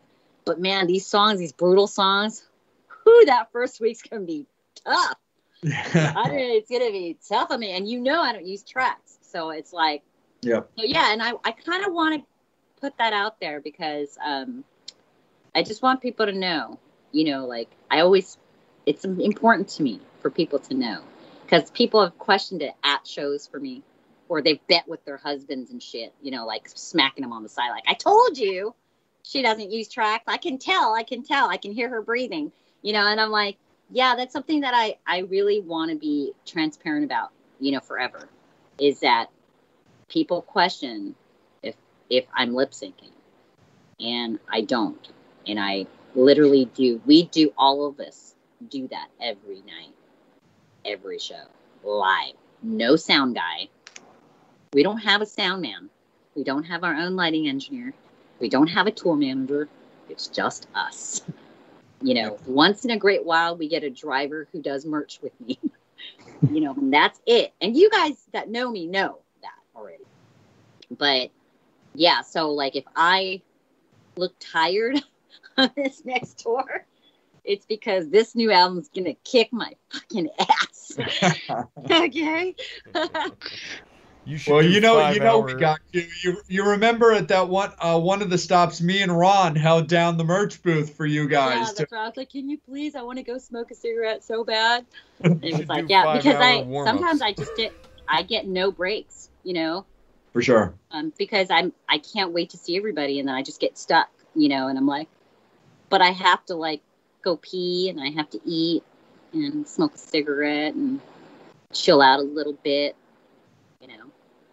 Absolutely. Jason. Yeah, VIPs are gonna be fun this time around. Oh, hell yeah. It'll be fun.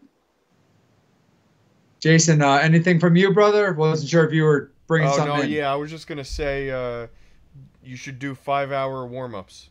before the show. No shit, right?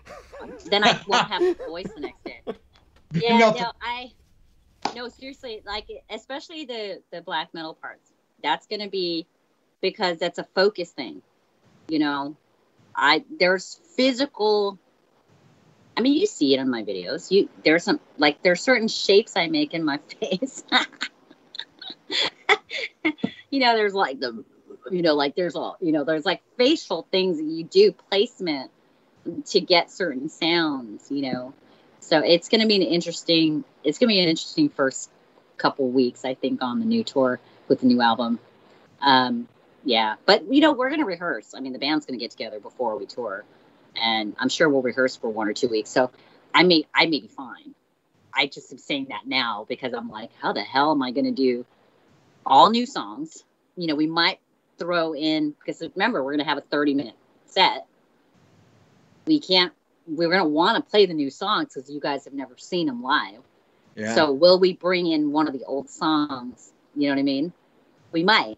A favorite or something, you know, like, so I don't know. What is that favorite song going to be?